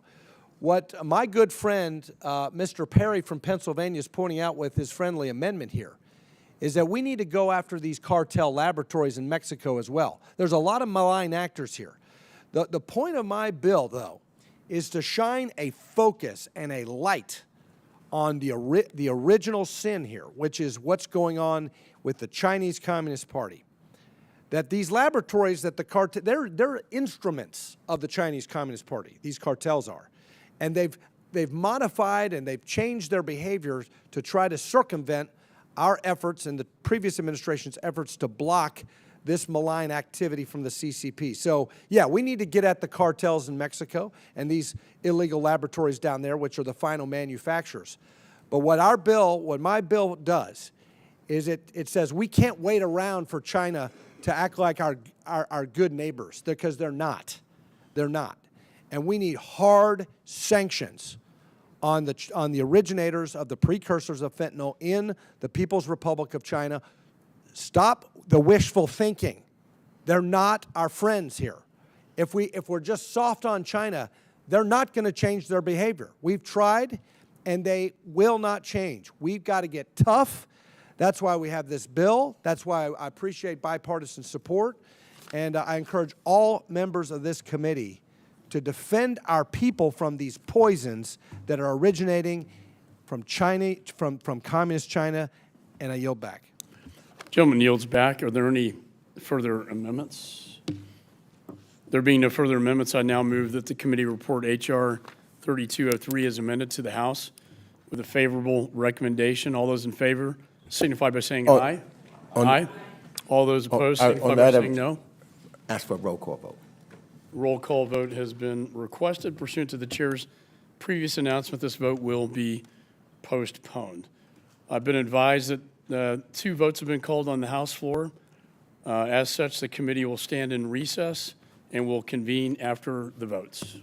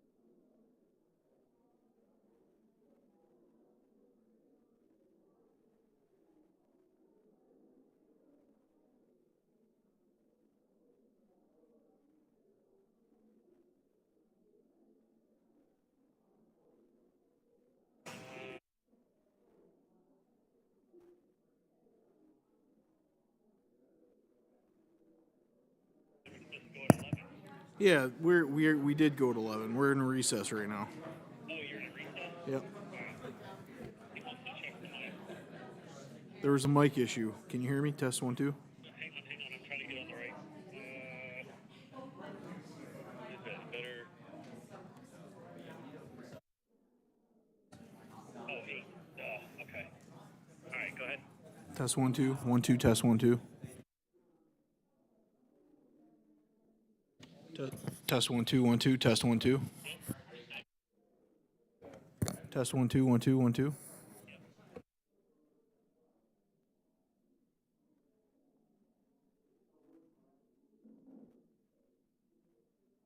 Test 1, 2. 1, 2.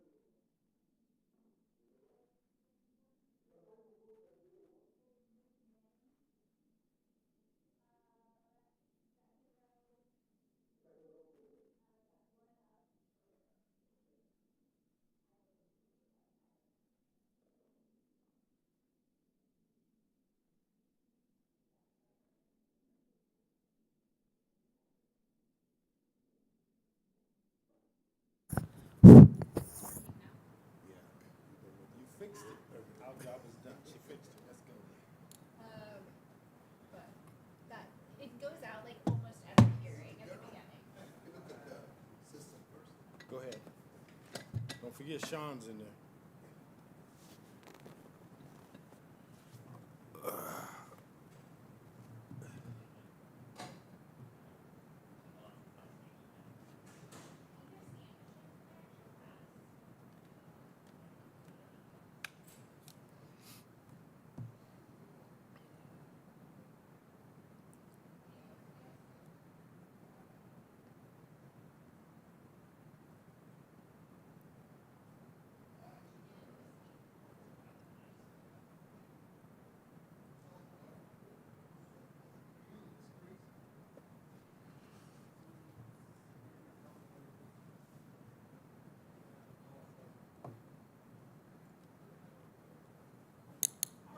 Item, do you want me to change it? I'm not going to take a chance. Got it.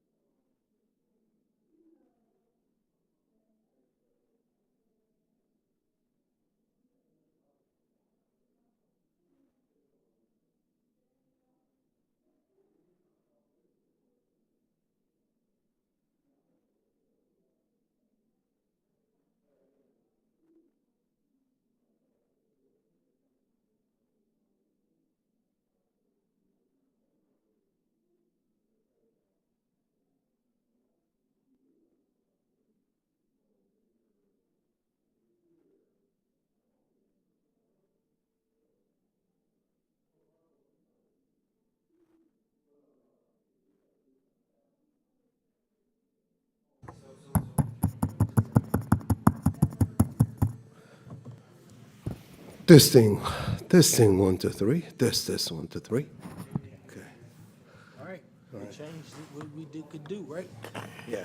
What again? Do something else. At least fresh blood. Do we have another mic? Oh, it's not even screwed. It's not screwed. Turn off the mic.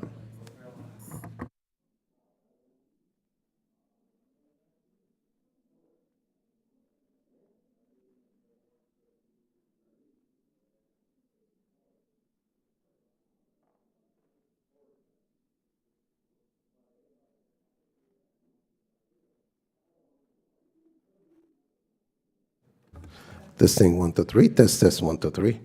I'll go to the control, make sure that we have it right. Got it. Okay. I'll clean this up. Yeah, let's put here.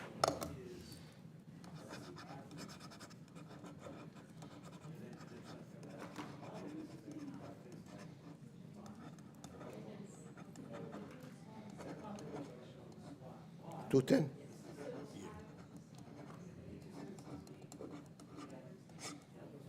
Okay. Today's what? May. I don't know. Let's put 23.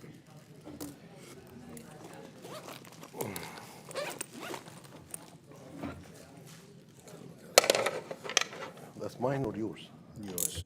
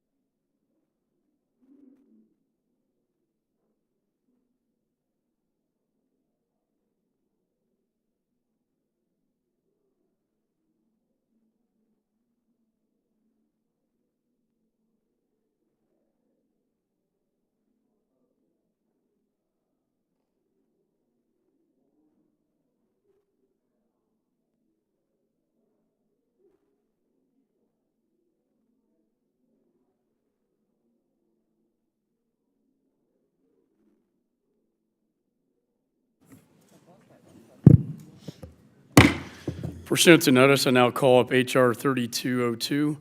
Committee will come to order. The Assad Regime Anti-Normalization Act of 2023 bill was circulated in advance. Clerk shall designate the bill. H.R. 3202, to prohibit any official action to recognize or normalize relations with any government of Syria that is led by Bashar al-Assad. Without objection, first reading, the bill is dispensed with. The bill is considered read and open to amendment. At any point, is there any discussion on the bill? Mr. Wilson is recognized. Chairman, I have a parliamentary inquiry. Gentleman is recognized. Is it in order to consider a bill that hasn't been noticed for at a hearing? Is it in order to consider a bill for markup that's never been noticed for a hearing? That was only introduced last week, that isn't even available on congress.gov as of this hearing? Is that in order?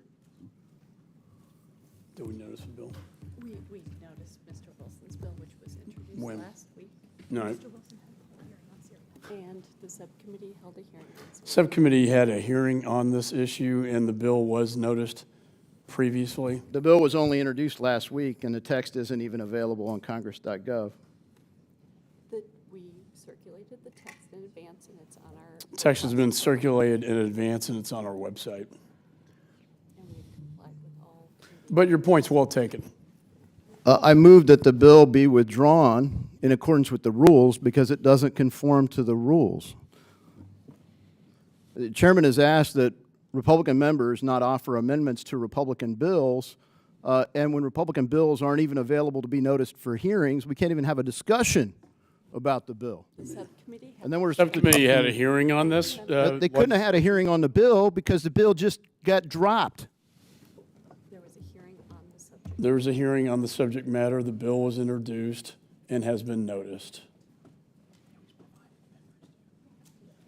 Chair recognizes Mr. Wilson. I asked the chairman to make a ruling as to whether the bill is considered in order.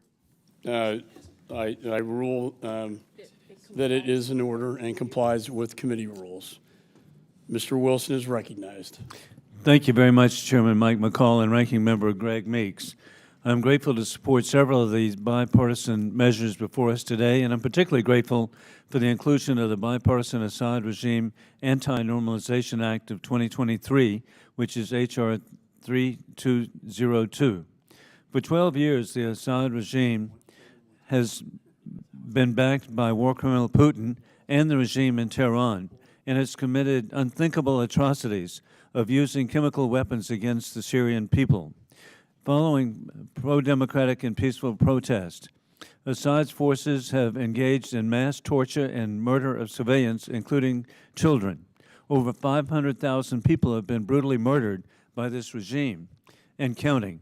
Sadly, incredibly, over half of the population of Syria, 14 million people, have been displaced or have fled as refugees to Turkey, to Egypt, and to Jordan. And it's really inspiring with these countries of Turkey and Egypt and Jordan have welcomed millions of refugees into their country to protect them from the Assad regime. We should always recognize how courageous they are to provide for the people of Syria. As chairman of the Middle East, North Africa, Central Asia Subcommittee, I held a hearing with the man known as Gravedigger as a witness so that he could be unidentified. He testified about his experience of going from a local civil servant to being forced to dispose of hundreds of bodies in mass graves daily, including a young woman who clearly had been tortured, her infant child clinging to her lifeless body. Recently, with the readmission of Bashar al-Assad into the Arab League, we have witnessed, sadly, signals of normalization with war criminal Putin and Assad. We cherish our relationship with our allies against the deadly narcotic drug that is being provided of Captagon pouring into their countries. However, the normalization with an unrepentant dictator and kleptocrat who continues bombing the earthquake-devastated areas of Syria does not represent a viable path forward. Additionally, Bashar al-Assad has a symbiotic network of support from the regime in Tehran, and war criminal Putin to continue supporting terrorism in the region in Putin's war in Ukraine, against Ukraine. This bill significantly strengthens existing sanctions on those who support Assad and imposes real penalties for those considering normalizing with this brutal regime. This bill's inclusion in today's markup represents the tireless efforts of the Syrian American community. I have had the opportunity to meet with the courageous Syrian Americans who have suffered tremendously under this regime. Their entire communities and livelihoods destroyed. They feel that they've been forgotten, but our message is clear. It's bipartisan that they are not forgotten. We're particularly appreciative of the patriotic Syrian Americans who are with us in the audience today, representing a number of organizations of the American Coalition for Syria. And with that, I yield back. Gentleman yields back. Any further discussion on the bill? Mr. French is recognized. French-Hill.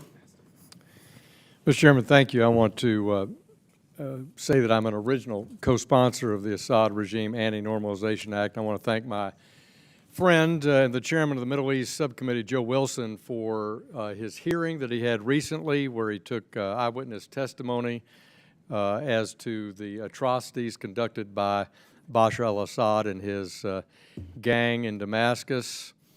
I want to appreciate his steady hand at overseeing what's happened in the past 12 years in Syria and communicating to the American people what has been the result of Assad's brutal promise to his own citizens in 2011, 2012, when he said, Assad or burn the country. And he has certainly burned the country and will, I hope, pay the price through the UN mechanism for war crimes, for what's taken there. And I hope that the American people understand that his co-conspirators include Iran and Russia in propping up this regime, and that in no way should the Arab nations seek to normalize relations with Assad. It's a huge mistake. It's a diplomatic mistake. And they clearly never learned President Reagan's admonition of trust but verify, because they have invited Assad to the Arab League meeting and now to the next COP meeting with no preconditions, Mr. Chairman. There are no preconditions. And so this mass murderer who has disrupted the entire Middle East region, put Lebanon at risk, been a partner with Iran, the arch enemy of the Gulf states, is paying no price and is committed to no concrete change as to the conduct of his operation. Then, to put salt in the wound, Mr. Chairman, Assad, his relatives, the army, are poisoning the Gulf by exporting Captagon drug, billions of dollars worth, across the Gulf and to Europe. So in addition to being a mass murderer, he is a drug kingpin. And this Congress has recognized that by the Caesar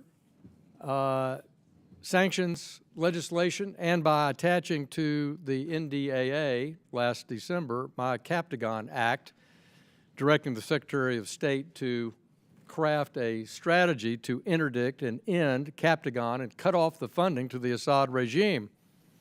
And yet last week, I was in Jordan, in Amman, and in Jerusalem and in Cairo at the time this news was breaking, watching the reactions of our friends in the community relate to it, and in disbelief, really.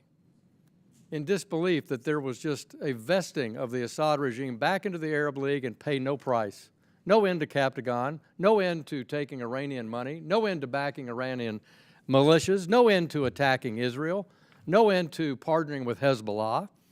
And it's stunning to me that the Arabs, or I should say the Arab League member countries, have considered that the reason for re-engagement is on Captagon, this exporting of poisoning. So I want to say I was grateful to the United Kingdom and the United States for imposing Caesar sanctions for the first time on March 28th. Secretary Blinken testified in this committee on the record that he had asked the Arab League nations not to recognize Assad. And that's in direct contrast with the actions of his State Department, where his Assistant Secretary Barbara Leaf, Assistant Secretary of the Near East, was out there tearing the world. Well, if you negotiate with Assad, make sure you get something for it. Well, guess what? They've negotiated with him, giving him credibility, and they got nothing for it. Nothing. So it's sickening that we're essentially abandoning the rest of Syria to Assad's torture and murder, and that's why this bill is so important. That's why I support my friend Mr. Wilson for his efforts, and I hope that as this bill is marked up and moves to the House floor, we can remind our friends in the diplomatic community that the Congress consistently over the last decade stands with the people of Syria. The millions of people outside Syria that want to go home to their villages, they want to have a representational government, they want to get their lives back, to remove the refugees from Jordan, the refugees from Lebanon, from Turkey. And I don't think these recent actions taken by the Arab League are remotely in the interest of the Syrian people, nor do I think they'll cut off Captagon. I'm counting on leadership from the United States and our partners in the region to do that. I thank my friend from South Carolina. I yield back the balance of my time. Gentleman yields. Any further discussion? Mr. Meeks is recognized. Thank you, Mr. Chairman. I can't help but note, as we sit here today, that it has been over 12 years since the Syrian people first rose up for their basic rights and then endured brutal assaults by Assad's Russian and Iranian-backed military year after year. The Assad regime has unceasingly perpetuated its campaign of violence against the Syrian people, committing what is amounted to countless of war crimes and the most egregious violations of international humanitarian law. As we consider these measures today, the war has resulted to over 600,000 Syrians killed and more than 8 million displaced. Hospitals, schools, and neighborhoods are still regularly targeted as hundreds of thousands of Syrians face bleak prospects for their future. It is in this context we consider this bill, which responds to moves by some governments to look past these crimes and heinous atrocities and readmit the Assad regime into the international institutions. The Biden administration has opposed efforts to re-engage with the Assad regime with commercial deals and economic benefits. I stand with the administration and those who believe Assad must be held accountable, which is why I partnered with you, Mr. Chairman, earlier this month and publicly condemned efforts by some states to welcome Assad back into the Arab League. As we condemn such actions, I continue to stand with the Syrian people resisting Assad's oppression, its torture apparatus. Simultaneously, I support the Biden administration's efforts to provide the Syrian people with humanitarian assistance as they recover from multiple devastating earthquakes, while also withstanding continued assaults from Assad's air force. It is in that spirit I will support this bill for the purposes of this markup.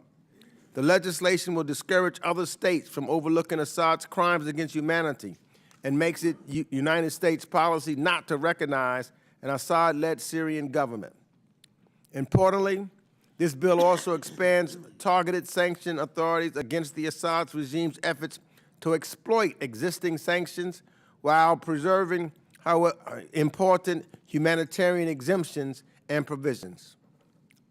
However, I'm still concerned about the second-order consequences of certain sanctions on legitimate humanitarian assistance efforts and look forward to ensuring sound implementation so that those most in need of aid can receive it. Finally, this bill also requires greater scrutiny on and policy attention towards the mechanisms by which the Assad regime launders and manipulates international aid for its own ends at the expense of the Syrian people. So again, I appreciate my friend from South Carolina, Representative Wilson, and Chairman McCaul's work on this bill, and I yield back the balance of my time. Gentleman yields. Any further discussion? Mr. Davidson's recognized. I move to strike the last word. I thank the chairman. I think, frankly, our colleagues who are working on an important subject, I find it, I think as everyone could tell, very frustrating to be moving bill text that, frankly, we've got a situation with the rules of the committee that makes this acceptable on this committee, apparently. Maybe on others, but I've had the good fortune to be involved in a committee for 6 years now that does things differently, They start on time, they end on time, they hold people to 5 minutes when they're recognized for 5 minutes. And when they want to move a bill, the standard is that they notice it at a hearing, not the subject, but the bill text itself. And that's important so that we can have, friendly amendments.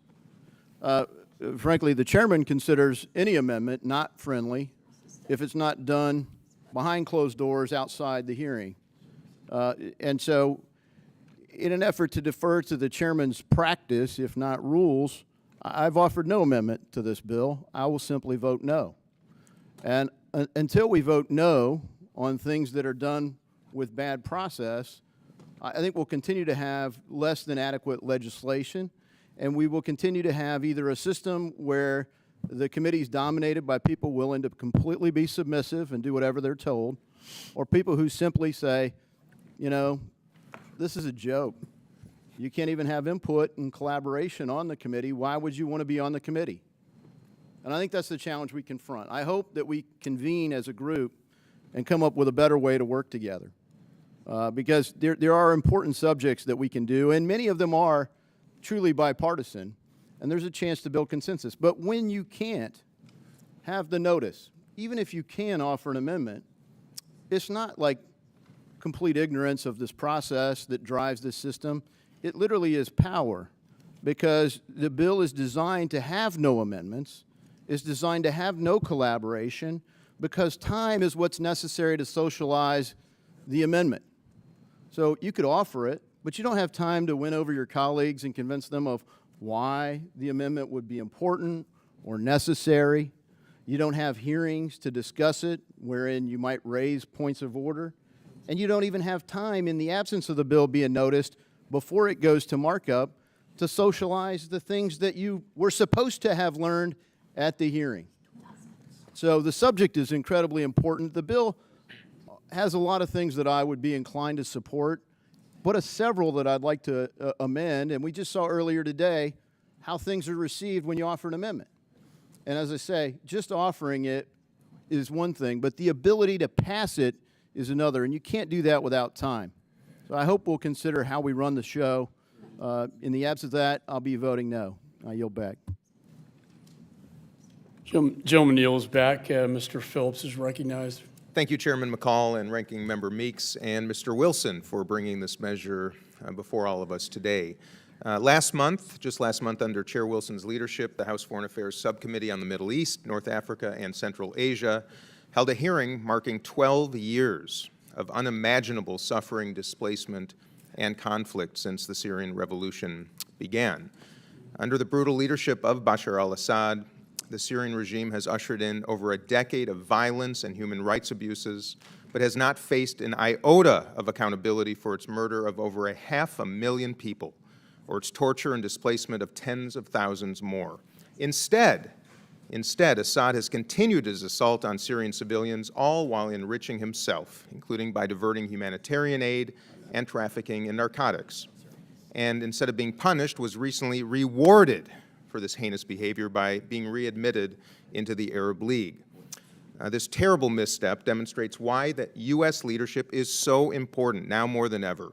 And I'm grateful that this committee has now come together in a bipartisan fashion to send a strong message that the United States will not recognize nor normalize with the government of Syria while Assad is in power, and will actively oppose any attempts by other governments to do so. This amendment strengthens the underlying legislation by ensuring the expanded Caesar sanctions authorities more effectively target nefarious actors within and supporting the regime, and that legitimate humanitarian actors are not inadvertently impacted at the expense of desperately needed delivery of humanitarian assistance. And while I remain concerned about provisions of the bill that take aim at regional energy independence, of which the current system only benefits Iran and its proxies, I'm eager to continue working together on this legislation and creating clear, bipartisan, serious strategies that are realistic, based on United States national security priorities and rooted in a commitment to the Syrian people. I want to close by thanking my dear friend and colleague, Chair Wilson, for authoring this amendment and for his willingness to work with all of us on this issue in a bipartisan fashion. With that, I urge my colleagues to support the measure, and I yield back. Gentleman yields back. Any further discussion on the bill? There being no further discussion of the bill, the committee will move to consideration of amendments. Does any member wish to offer an amendment? Mr. Wilson is recognized. Thank you, Mr. Chairman. I have an amendment number 1 at the desk. Clerk shall distribute the amendment.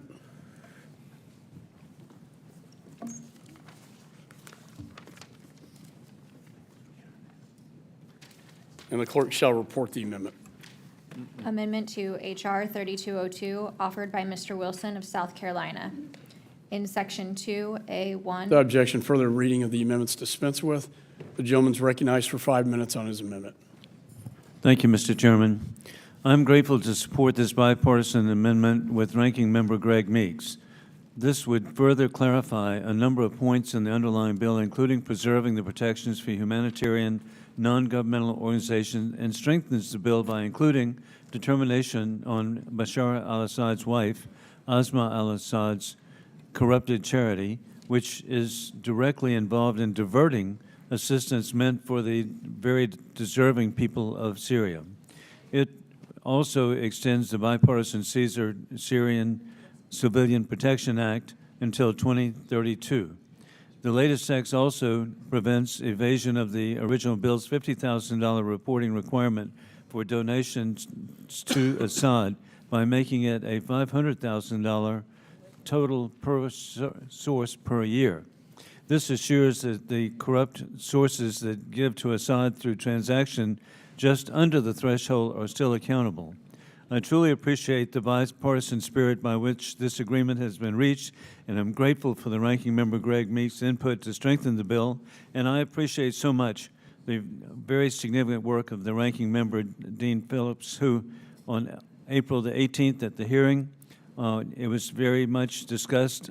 Assad, the bill was discussed, the text was discussed, it was circulated, and indeed in accordance with our rules.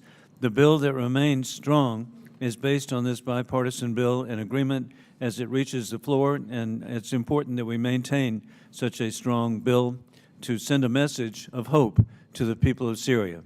With that, I yield back. Gentleman yields back. Any other members seek recognition? Mr. Meeks is recognized. Thank you, Mr. Chairman.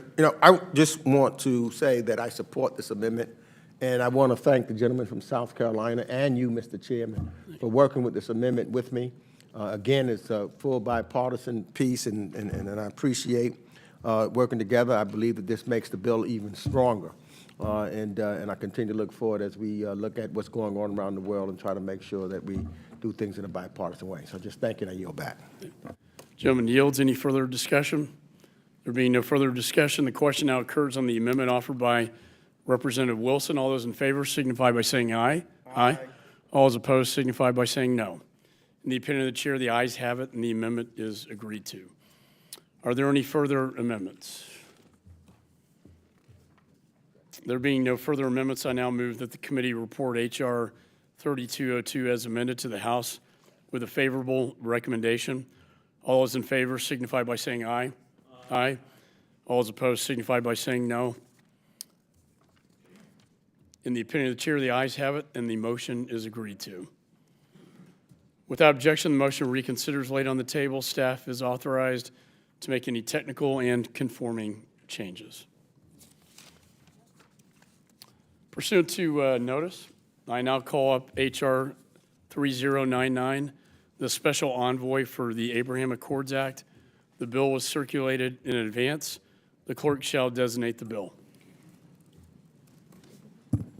H.R. 3099, a bill to establish in the Department of State the position of Special Envoy to the Abraham Accords. Without objection, the first reading of the bill is dispensed with, and the bill is considered as read and open to amendment at any point. Is there any discussion of the bill? Mr. Lawler is recognized.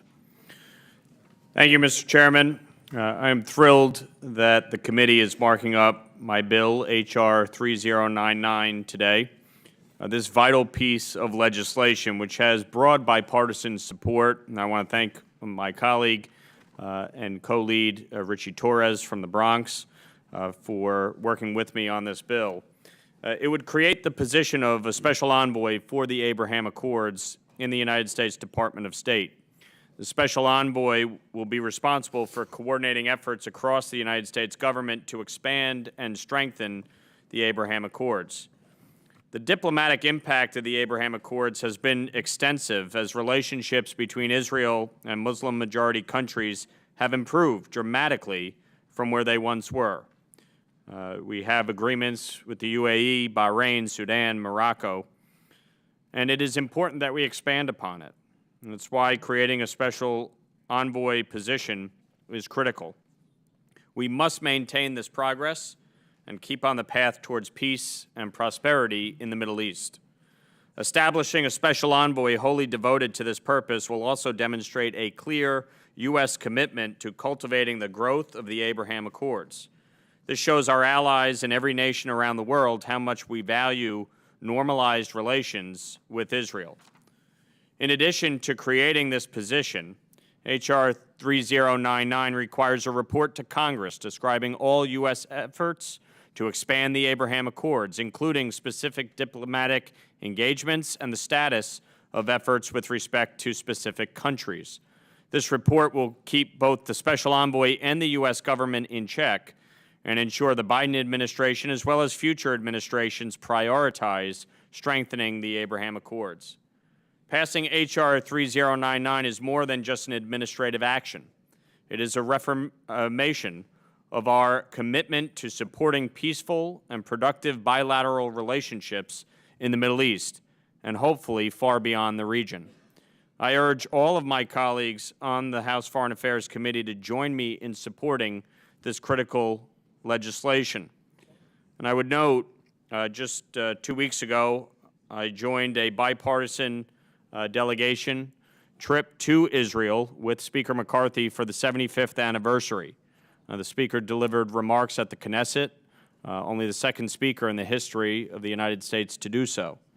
But we met with Prime Minister Netanyahu, President Herzog, and Speaker Ohana, and during the course of those conversations, I brought up this legislation and the importance of the Abraham Accords. And in all of our conversations, they reaffirmed strong support for the Abraham Accords and the important role the United States of America has played and will continue to play in strengthening and expanding the Abraham Accords, and the need to continue to lead and bring countries like Saudi Arabia to the table. And so I believe this legislation is critical to advance not only our interests around the world, but to continue to advance and strengthen our relationship with the State of Israel. And so, again, Mr. Chairman, I ask for support from all of my colleagues on this committee to help pass this legislation and move it forward. I yield back. Gentleman yields back. Let me just say I strongly support this bill. I want to congratulate the gentleman from New York for his strong work on this issue. A special envoy is precisely what we need right now to raise the emphasis of these important accords. They were definitely a game changer for Israel's relationship with the Arab and Muslim majority countries in the region. I was proud to be at the White House for the signing ceremony.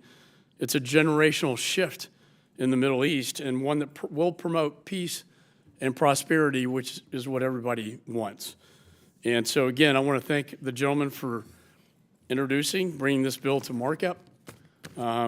And it's going to have a profound impact on, hopefully, future peace and prosperity in the Middle East. Is there any further discussion on the bill? Mr. Meeks is recognized. Thank you, Mr. Chairman. I, too, strongly support this measure. And I'd like to thank my fellow New Yorkers, Representative Lawler and Representative Torres, for introducing this legislation, which would create a senior-level special envoy dedicated to enhancing and expanding the Abraham Accords. I've spoken in the past about my support for the Accords, which I believe will have the potential to transform the security, diplomatic, and economic environment in the Middle East and advance United States interests. These agreements are already showing promise and deserve the attention of this committee and Congress. I also believe it is advantageous to the State Department to have an official in place focused on managing and implementing a regional strategy for peace and encouraging cooperation between and among Israel, Arab states, and the Palestinians to enhance such prospects for peace and create tangible benefits for all. This special envoy would also help manage the U.S. government effort in supporting the Abraham Accords. So I again appreciate Reps Torres and Rep Lawler's work on this bill and encourage its passage, and I yield back the balance of my time. Is there any further discussion of the bill? Mr. Wilson's recognized. Thank you, Mr. Chairman. This is really encouraging to see so many New Yorkers working together for bipartisan legislation. And with that in mind, the Abraham Accords were a historic achievement of the Trump administration, promoting prosperity and peace in the Middle East. This legislation is critical to ensuring the State Department maintain its commitment to the full implementation of these historic accords. It was quite intentional on my part that the first hearing, as chairman of the Subcommittee on Middle East, North Africa, and Central Asia, highlighted the importance of expanding the Abraham Accords for Middle East stability and prosperity. Support for the Accords is bipartisan. I'm extremely optimistic that with further work, the United States can bring countries like Saudi Arabia, a longtime and very appreciated ally, into the Accords and promote the economic opportunities that normalized relations with Israel will offer. However, the advancement of these objectives require a full-time position at the Department of State. This is why Congressman Michael Lawyer's legislation is so important. And Congressman Lawyer of New York is making a difference for Middle East stability and prosperity, with countries achieving mutually beneficial success. Peace can be achieved. I yield back. When yields, any further discussion? Mr. Phillips is recognized. Thank you, Mr. Chairman. I couldn't say it better than any of my colleagues, but when I was a young guy growing up in this country, I never thought it imaginable that we might see a breakthrough in peace that we are now seeing emerge. And I want to give credit where it's due. The previous administration initiated this. I think they deserve credit. And now it's time for all of us and this administration to move it forward. I really celebrate you, Mr. Lawler, for introducing this with Mr. Torres. I think a whole-of-government approach is exactly what we need. The time is right. The circumstances are ripe. And we should make this the calling of this generation. If we do so, I think it's an extraordinary legacy for this committee, this Congress, and this country, not to mention peace for the world. So I just want to celebrate you, Mr. Lawler, and I yield back. Gentleman yields back. Any further discussion? Ms. Manning is recognized.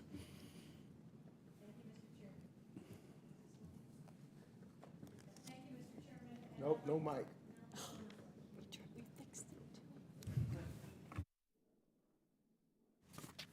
I don't give up, okay. Okay, thank you, Mr. Chairman, Ranking Member Meeks, and I want to thank the two gentlemen from New York, Mr. Lawler and Mr. Torres. I am proud to support H.R. 3099, a bipartisan bill to establish a special envoy in the U.S. State Department for the Abraham Accords. Mr. Chairman, as my colleagues have acknowledged, the Abraham Accords represent a monumental achievement that significantly advances our interests and the interests of the entire Middle East and deserve bipartisan support. The remarkable breakthrough between Israel, the UAE, Bahrain, Morocco, and Sudan built on years of progress between these countries, and it is indeed transformative.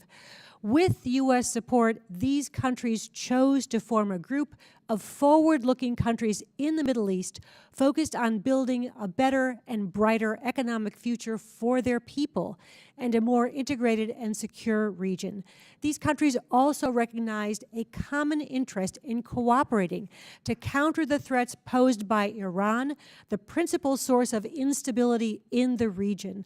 I, too, applaud the Trump administration and the Biden administration for supporting the Abraham Accords, and there is broad bipartisan support in Congress for ongoing efforts to support peace between Israel and its neighbors. Last March, Secretary Blinken and the foreign ministers of Israel, the UAE, Bahrain, Morocco, and Egypt met in an unprecedented summit in the Negev, where they agreed to establish 6 working groups across a range of important areas, helping improve collective security and economic opportunity in the region. The inaugural meeting of these working groups took place this January in the United Arab Emirates. I also welcome reports that the administration is considering appointing former U.S. Ambassador Dan Shapiro as the State Department's point person for the Abraham Accords. He is extremely well qualified, and I know that many in the region appreciate his leadership of the Atlantic Council's N7 initiative, working to expand people-to-people ties among the Abraham Accord countries. It would be helpful and impactful to have a dedicated diplomat with the rank of ambassador to coordinate regional outreach and to help advance and deepen the accords. In addition to making the right personnel and bureaucratic moves, I'm also hopeful we can do something much more comprehensive in this Congress to further these agreements and create tangible benefits for all peoples in the region, including the Palestinians. In closing, Mr. Chairman, I am proud to support the Abraham Accords, a hugely positive step for Israel and the region, which widened the circle of peace, and I encourage all of my colleagues to join me in supporting this bill. Thank you, and I yield back. Generally yields back. Any further discussion? Mr. Moskowitz is recognized. Thank you, Mr. Chairman. I want to thank the sponsors, both Representative Lawler and Representative Torres, for bringing this forward. You know, we just got back from the region, Mr. Chairman, on a trip with the Speaker. And whether we were in Jordan or Israel or in Egypt, we consistently heard a consistent theme of the Abraham Accords. And there is no doubt that it was a success of the Trump administration. And it goes to show that good ideas can still be bipartisan. This is an idea that started in the Trump administration that has now transitioned to the Biden administration. And I think that having a special envoy is a critical step in trying to get Saudi Arabia as part of the Abraham Accords. There's no doubt that that would be a critical step for the region. I think the Abraham Accords, quite frankly, has shown that shared economic interest is the pathway to not just peace in the region, but quite frankly also bringing down anti-Semitism. Because we're now seeing books being changed with the teaching of the Holocaust winding up in them, books that for decades and decades omitted why the State of Israel was created. And so I want to thank both the sponsors. I'm happy that this piece of legislation is bipartisan, and I look forward to it being implemented. Thank you, Mr. Chairman. Gentleman yields back. Any further discussion? Mr. Schneider is recognized. Thank you, Mr. Chairman, and I will echo what my colleagues have said. Looking at the work we are doing today, I want to thank the chairman and the ranking member for working together to put before this committee a number of bills that put the national interest ahead of partisan politics. They're not all perfect, and that's why we're here, to work to make them better. And on a few, we still have disagreement, may not find compromise, and on these I will vote nay. But I want to celebrate where we did work together, where both sides came together for compromise.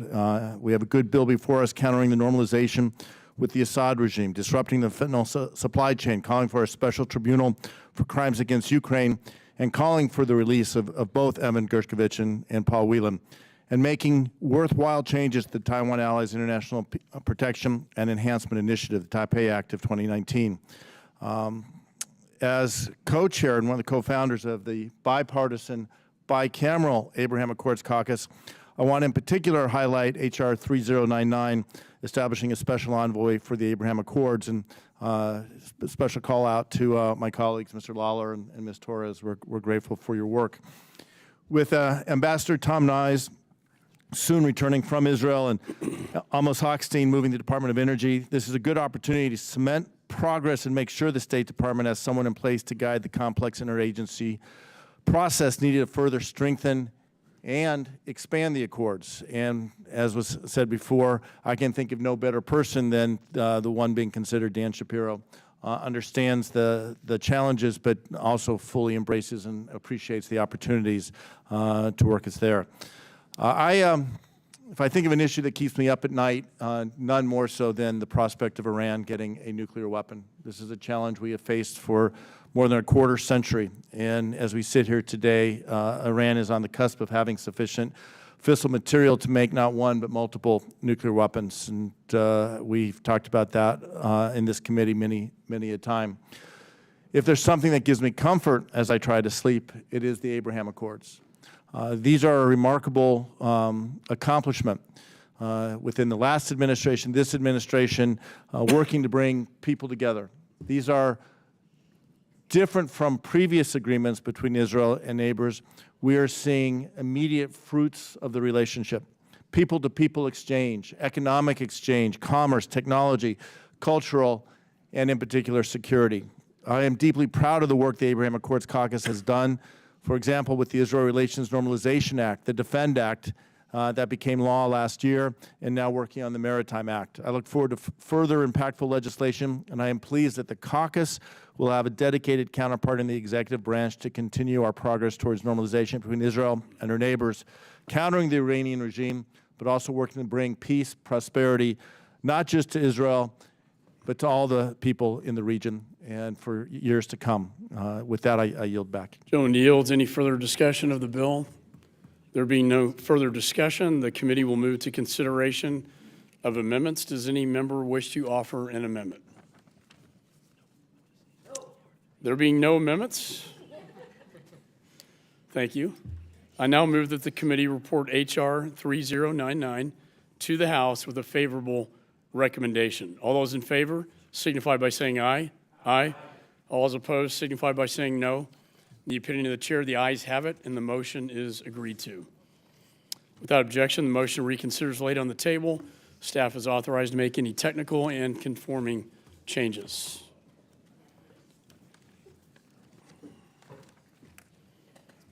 I now, pursuant to notice, I now call up H.Res. 81, calling on the President to support the creation of a special tribunal for the punishment of the crime of aggression against Ukraine. The resolution was circulated in advance. The clerk shall designate the resolution.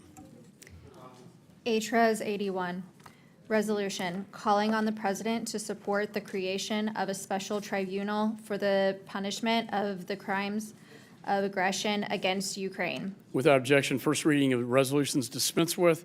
Resolution is considered as read and open to amendment at any point. Is there any discussion of the resolution? Mr. Keating is recognized. Mr. Chairman, I have an amendment in the nature of a substitute at the desk. We're on discussion of the bill itself. Yeah, we're on discussion of the bill itself. You're ahead of me. Thank you, Mr. We'll Chairman. proceed to amendments after that. All right. Thank you, Mr. Chairman. I want to thank the Chairman McCaul and Ranking Member Meeks for holding this markup today and working with me to finalize the text of H.Res. 81, which I have included in the ANS I submitted. I'd like to take a moment to discuss House Res. 81 along with House Res. 377 and House Res. 272, three bipartisan bills that I believe are crucial to both our domestic and international efforts to hold the Russian government accountable for the human rights abuses they've committed both home and abroad. I want to thank the Chairman for including my resolution in today's markup, a resolution calling on the President to support the creation of a special tribunal to prosecute the crime of aggression against Ukraine. As Chair and now Ranking Member of the House Foreign Affairs Subcommittee on Europe, I've focused on seeking justice for those who have experienced atrocity crimes at the hands of the Russian military in Ukraine. As part of this effort, and to fully understand the situation on the ground, I hosted 3 subcommittee hearings last Congress on the subject, including a hearing with Prosecutor General Andrei Kostin. In addition, I've met with the Ukrainians from NGOs on the ground, the military, the Verkhovna Rada, the Ukrainian diaspora, and top Ukrainian officials. In that time, I've heard the stories of horrific injustices committed by Russia in Ukraine, leaving me more determined than ever to do my part to support justice on behalf of Ukraine. In recognition of those in Ukraine who deserve justice, I introduced H.Res. 81, which I believe is essential for holding Russia accountable for its intentions on this illegal war. As Ambassador Markarova, I'm sorry, has said herself, the prosecution of the crime of aggression represents the missing link in the string of inquiries which have been established to investigate Russian war crimes. In addition, this resolution is being brought up at a critical moment as the international allies, partners gather to discuss potential avenues for justice. In fact, In March, the State Department issued a statement voicing their support for a special tribunal for the crime of aggression in Ukraine. And just last week, State Department officials traveled to Estonia to meet with a group of our allies to discuss particularities around the creation of such a tribunal. I want to thank the State Department for their efforts they've taken to support the war crimes investigation, as well as their continued efforts to find consensus around the Special Tribunal persecuting crimes of aggression. While I personally believe in an international special tribunal created through the majority vote of the United Nations General Assembly that brings forth legitimacy in that regard and the authority to a tribunal, I know the conversation surrounding the details is ongoing. So, as such, I'm proud that this committee is taking a step forward in voicing our support for this important mechanism. Again, I want to thank the chairman and the ranking member and the 25 other bipartisan members who've co-sponsored this resolution, and I strongly urge my colleagues for their support. In addition to this legislation, this committee is also considering H.Res. 377, which the chairman and ranking member, myself, and Chairman Kane have put forward, and H.Res. 272 that Representative Stevens and Walberg have submitted. These two bills call for the immediate release of two innocent Americans, Paul Whelan and Evan Gershkovich, who remain wrongfully detained in Russia. Unfortunately, I'm all too familiar with Russia's methods to use hostage diplomacy to achieve their political objectives. Paul Whelan's sister, Elizabeth, who lives in my district, is a powerful advocate for her brother, traveling to Washington numerous times, and most recently to the United Nations to advocate for his release. Since Paul Whelan's detainment, I've worked with her and the State Department to support the negotiations to bring Paul home. At the same time, Evan Gershkovich is a talented journalist who has shed light on the realities of Russian society and represents the first American journalist to be detained on allegations of espionage in Russia since 1986 during the Soviet Union. Last week, I organized a letter to be sent to Evan with 70 of my colleagues in the House voicing our support for Evan's freedom, his fight for justice, press freedom, and all his activities around the world should not result in this kind of treatment. Today, I'm proud co-sponsor of both resolutions. I call on my colleagues to support their measures and show their congressional support for the release of these two innocent Americans. I would like to say thank Mr. Wilson also for his co-sponsorship on the bill and his work together on this in a bipartisan fashion. And I want to make a recognition of the fact that this might be the last markup for one of our colleagues, Mr. David Cicilline from Rhode Island, who has served this committee and this Congress so well during the 13 years he has served us. And we know his interest will contain many moments of being in touch with our committee in the future. We couldn't have stopped that if we wanted to, but his voice and his advocacy will be sorely missed. With that, I yield back. Gentleman yields. Any further discussion? Mr. Cicilline is recognized. Thank you, Mr. Chairman, and I thank Mr. Keating for his kind words, and thank you, Mr. Chairman, for bringing this bill for markup. Just a few weeks ago, we heard from Ukrainian Prosecutor General Kostin about the horrors being carried out in his country by Russian forces and the need for the international community to support Ukraine as it seeks accountability for these horrendous acts. That's why I'm proud to support H.Res. 81 and its call for the creation of a special tribunal for the punishment of the crimes of aggression against Ukraine. Vladimir Putin's unprovoked and brutal invasion of Ukraine, in furtherance of his delusional plan for the rebirth of a Russian empire, has unleashed horrors on civilians reminiscent of the darkest days of World War II. Since February 2022, Ukraine has registered cases for nearly 80,000 war crimes. In cities across Ukraine, Russia has launched airstrikes and missile attacks on apartment buildings, medical facilities, schools, and train stations. Earlier this month, a Russian airstrike killed 8 people at a supermarket in Kherson. In Bucha, journalists have meticulously documented the horrors carried out by Russian forces. Men, women, and children with their hands tied behind their backs and shot to death. Elder Ukrainians executed as they searched for food.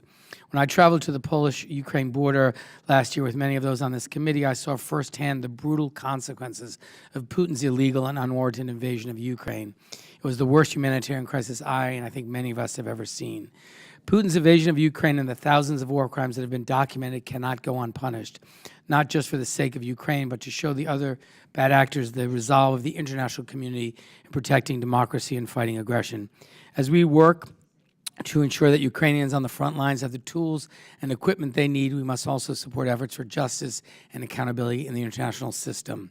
Creating a special tribunal for the punishment of the crime of aggression is an important and much-needed step in ensuring that accountability. I want to thank Mr. Keating for leading this important resolution and urge my colleagues to support it. And finally, Mr. Chairman, I would like to express my support of House Resolution 377 and House Resolution 272, resolutions calling for the release of Evan Gershkovich and Paul Whelan, Americans wrongfully detained by Russia. At the end of last year, we all welcomed Brittany Griner back home after she was released from Russian custody and reunited with her wife, Sherelle, her friends, and her other loved ones. Unfortunately, although Mr. Griner's nightmare is over, there are still far too many American families who, after years, are still waiting to be reunited with their loved ones. Just a few weeks after Brittany Griner was released, we marked the 4-year anniversary of Paul Whelan's wrongful detention in Russia after he traveled to the country for a friend's wedding. And in March, shortly after that solemn anniversary, we got troubling news that Evan Gershkovich, a Wall Street Journal correspondent based in Moscow, was taken into Russian custody, where he's been held since.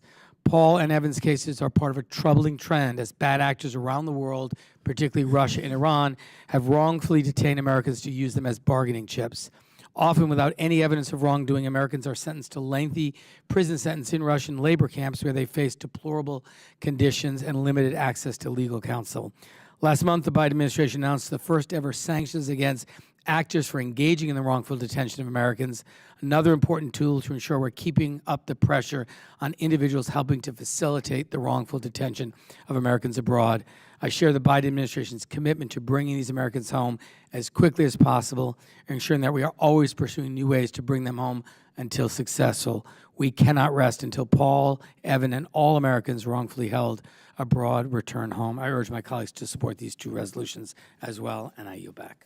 Gentleman yields back. I also want to thank you for your longstanding service to this committee. It's been a real honor to work with you. You will be missed, but I certainly expect an invite to your going away party. So, and with that, any further discussion? Mr. Wilson's recognized. Thank you very much, Mr. Chairman. And I want to join in, too, with the former chairman of the Middle East Subcommittee and almost briefly ranking member of the Middle East Subcommittee before he determined that he was going to earn a living. And so we want to wish Congressman Cicilline the best. Creation of a special tribunal is critically important to holding accountable war criminal Putin and his cronies who have committed grievous human rights violations and crimes of aggression in Ukraine. When I visited Bucha, Ukraine this month, I learned firsthand from survivors of Russians murdering civilians without cause or notice. A grandmother was explaining to us that as she was in the car, the Russians approached the car and shot dead her 16-year-old grandson. Another with no notice at all, no warning. Additionally, a lady was explaining that their home was being looted by the Russian soldiers, and when they objected, the Russians killed, the Putin forces killed her husband right there as an indication of their depravity.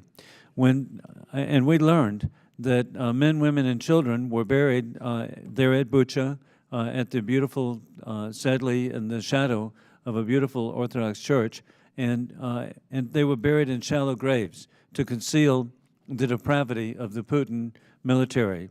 The United Nations defines the crime of aggression as, quote, the planning, preparation, initiation, or execution by a person in a position effectively to exercise control over or direct the political or military action of a state or an act of aggression which, by its character, gravity, and scale, constitute a manifest violation of the Charter of the United Nations, end of quote. Nuremberg prosecutor Ben Ferencz, who I was grateful to work with Congresswoman Lois Frankel to achieve the Congressional Gold Medal, explained the crimes of aggression definitively by saying, quote, the illegal use of armed force is a crime against humanity, end of quote. Putin's war has done just that, and these aggressors must be held accountable. I had the opportunity just 2 weeks ago to visit the courtroom 600 at the Nuremberg courthouse in Germany, where the Nazi leadership were on trial. They were convicted and executed. The precedent was established and agreed to by the Soviet participants for the trial that persons can be tried in absentia. One day, I believe that war criminal Putin and his accomplices accomplices will be brought to justice. They will be tried at a reconstructed courthouse in Mariupol, liberated Ukraine, for justice to be made. I have been honored to serve as a co-lead on the legislation to support the freedom of the Ukrainian people. Every day, they prove how a rule of law democracies will prevail over a rule of gun authoritarians. The people of Ukraine have encouraged and inspired Republicans and Democrats from Texas and South Carolina, even to Rhode Island and Massachusetts, to support the territorial independence of Ukraine. I urge all of our colleagues to support this important legislation. I yield back. Gentleman yields. Any further discussion? Mr. Meeks is recognized. Thank you, Mr. Chairman. I also support this measure, and I want to thank my colleague and ranking member Keating for the introduction of this resolution. As the chairman of the subcommittee last Congress, and since the beginning of Russia's horrific and criminal escalation in February of 2022, Mr. Keating has led multiple legislative efforts seeking justice for Ukraine. By voting on this resolution today, the committee is able to, in a bipartisan fashion, demonstrate its support for that justice. And as the war grinds on and evolves, so must our support for the Ukrainian people. I stand with the people of Ukraine in their existential fight for freedom, and I will continue to work with colleagues on this committee to help them win the war. It is in that spirit, and building off of our recent committee hearing on Russia war crimes, this resolution calls for the establishment of a special tribunal. The resolution also importantly continues to encourage the administration to increase its support for justice. And I, again, thank Chairman McCaul for working with us to bring this resolution to a vote in Congress and for his efforts to foster support for Ukraine in Congress and with all the colleagues. And I also just want to give a quick shout to Mr. David Cicilline, who, over my objections, has decided to make a living. I don't know why he decided that, but we will respect that. But he will be missed. He's an individual who I've learned to trust, to consult in, and admired his always his advice and friendship. And that will be, the friendship will continue because you may be in Maine. You can run, but you can't hide. I'll find you. Rhode Island, rather. Rhode Island, that's right. I don't want to get him in trouble. But he might be anywhere now, you know. He can do anything he wants. He's a free man. But I just want to thank you for your service to the United States House of Representatives in our country. With that, I yield back. Gentleman yields. Any further discussion? We say I support this resolution. We heard from the Prosecutor General from Ukraine about the horrific atrocities.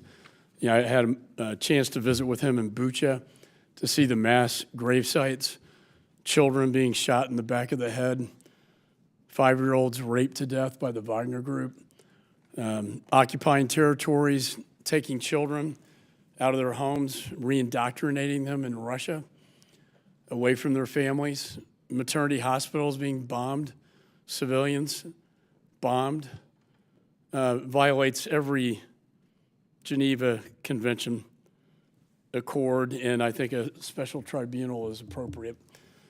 So with that, no further discussion of the resolution. Committee will move to consideration of amendments. Does any member wish to offer an amendment?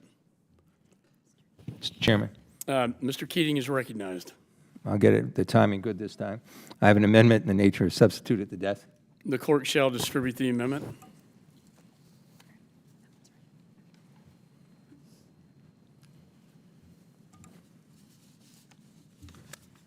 Clerk shall report the amendment.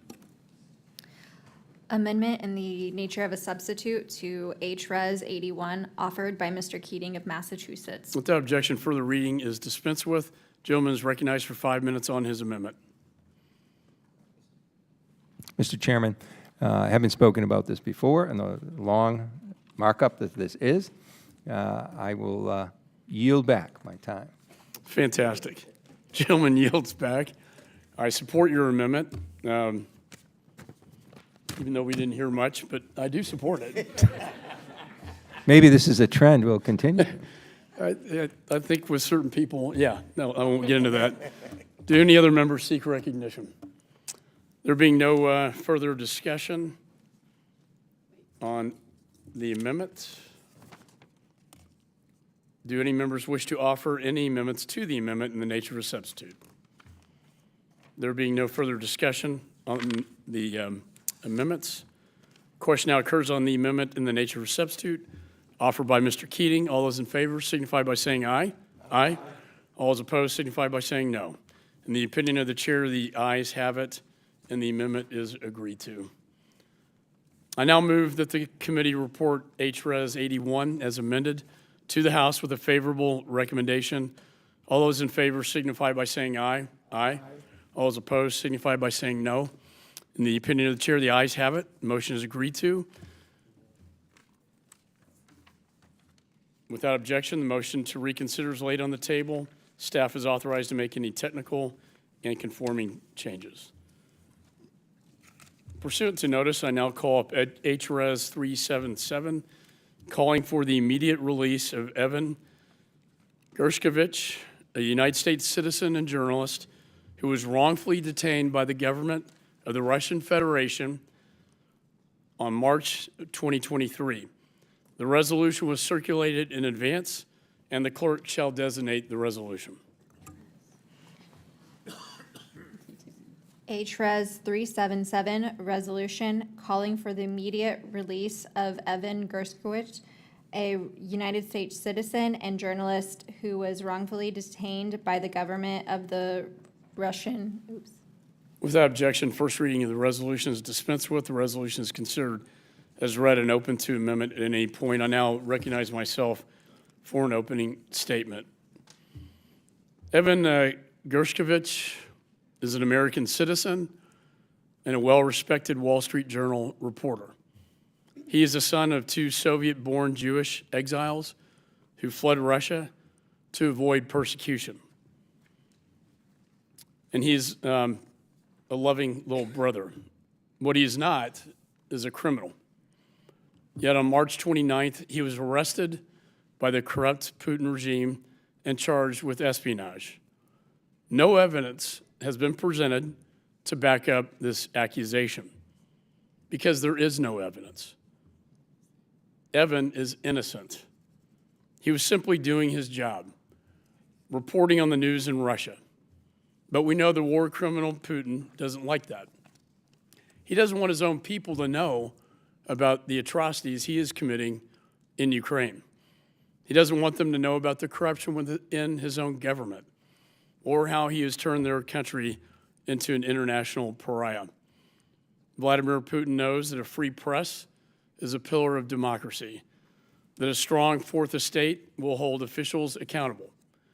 So he arrested Evan with the intention of not only silencing him, but of scaring other journalists to remain silent too.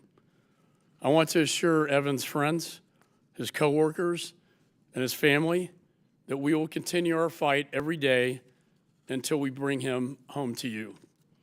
Many of them are watching online today to show their support for Evan, including his mother, Ella, his father, McCaul, his sister, Danielle, and his brother-in-law, Anthony. As a father of 5 children, I can't begin to imagine the pain and suffering Evan's family is feeling right now. I had the opportunity to meet Evan's mother, Ella, recently. Like any mother, she was worried for her son's long-term situation, but she was also determined to do anything she could to bring him home. And she thanked me for the efforts this committee and others on Capitol Hill were doing to help her son. Unfortunately, Evan's family is not the only one suffering through this horrific ordeal. Paul Whelan has been illegally detained by Putin since 2018. Like Evan, Paul is completely innocent of the charges against him. And like Evan, Paul deserves to be home with his family instead of in a Russian prison. The nightmare for Evan, Paul, and their families must end. This committee and all Americans stand with Evan. And that's why I'm proud to mark up this bipartisan resolution today that condemns the Putin regime for its illegal imprisonment of Evan and Paul. And it calls on the Biden administration to prioritize bringing home all American citizens who are wrongfully detained overseas. I hope this bipartisan resolution sends a strong message to Vladimir Putin that America, Republicans and Democrats alike, will not tolerate his corrupt regime holding U.S. citizens hostage under false pretenses. And I hope it sends a message to every American citizen who is wrongfully detained overseas that this Congress will not rest until you are all brought home. Evan Gershkovich is an American citizen and a respected Wall Street Journal reporter. I have had the chance to meet with his colleagues as well. I can't imagine the pain and suffering knowing that their friend, their son, is sitting in a Russian prison. By passing this resolution, we send a strong message to Vladimir Putin to free Evan and to free Paul Whelan once and for all. Is there any further discussion of the resolution? The ranking member, Mr. Meeks, is recognized. Thank you, Mr. Chairman. I strongly support this measure, and thank you for working with me and to have and introduce this in a bipartisan fashion. Evan Gershkovich is a journalist working in one of the most difficult media environments in the world. He has dedicated his life to truth. His reporting has shed light on Russia's handling of the COVID-19 pandemic, the struggling Russian economy, and its horrific and criminal war against the people of Ukraine. With his detention, Russia has stooped to a new low, a low, unfortunately, we've seen happen previously.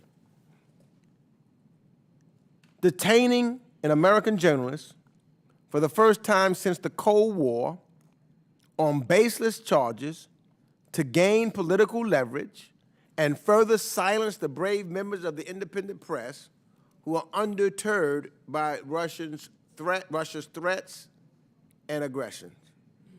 Sadly, resolutions like these are becoming a regular exercise. The Kremlin has wrongfully detained at least one American in 4 out of the last 5 years. But for as long as necessary, we must state unequivocally that we stand with Evan, that we stand with Paul Whelan, and we stand with their families suffering tremendous emotional and financial strain as a result. So I support this resolution and hope we can continue to work in a bipartisan fashion and with the executive branch on this and other critical legislation, including the family support legislation that is moving through the Senate as we speak, to better support Americans like Evan and Paul and their families. And with that, I yield back the balance of my time. Gentleman yields back. Any further discussion of the resolution? Mr. Wilson is recognized. Thank you very much, Mr. Chairman. War criminal Putin has corrupted the Russian court system to pervert justice and fabricate criminal charges against American Wall Street reporter Evan Gershkovich and hold him hostage as another victim of the criminal war of mass murder in Ukraine. While the United States cannot tolerate the illegal detention of American citizens abroad, it is particularly egregious when the illegal detention is combined with the degradation of truth and rights to a free press. I have been grateful in a bipartisan statement with my Helsinki Commission colleagues, Republicans and Democrats, to state, quote, Putin has developed an architecture of internal oppression and external aggression that has created nothing but moral decay, end of quote.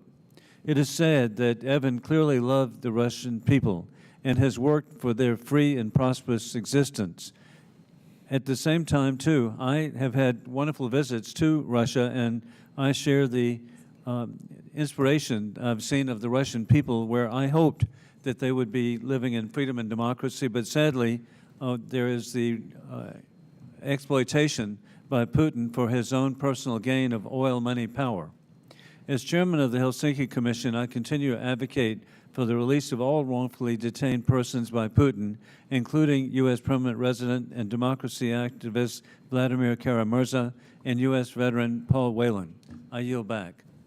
Gentleman yields. Any further discussion on the resolution? Ms. Kamlager Dev, recognized.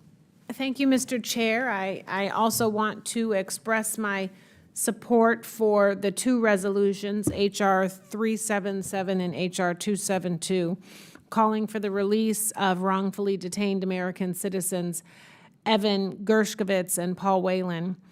As the loved ones of wrongfully detained Americans know too well, those imprisoned abroad are entirely dependent on the people that they leave behind, their community, their families and friends, their elected representatives, to be their advocates and their voice. As members of Congress, it is our job to shine a light on their unjust incarceration and continue to push for their freedom. I commend my colleagues' tireless advocacy on Paul and Evan's behalf, and I stand with them in calling for their immediate release. In that spirit, I also want to draw attention to the plight of my own constituent, Evan Hernandez, a Los Angeles County public defender who was wrongfully detained in Venezuela last March while on vacation near the Colombia-Venezuela border. Evan has been imprisoned for over a year, stuck in a makeshift basement detention facility where he rarely gets to see the sun. The Maduro regime sees him as a pawn, but Evan is a son, brother, uncle, lawyer, and public servant who has dedicated his life's work to advocating for the underserved. Every day that he is detained is precious time lost with his family and community who ache to have him back. But I have not forgotten Evan, and Congress has not forgotten Evan, or Paul, or Evan. And we will do everything in our power to bring all of them home and end this living nightmare once and for all. I urge the State Department to secure the speedy release of Evan, Paul, Evan, and all other wrongfully detained Americans. They are counting on us to bring them home. Thank you, and I yield back.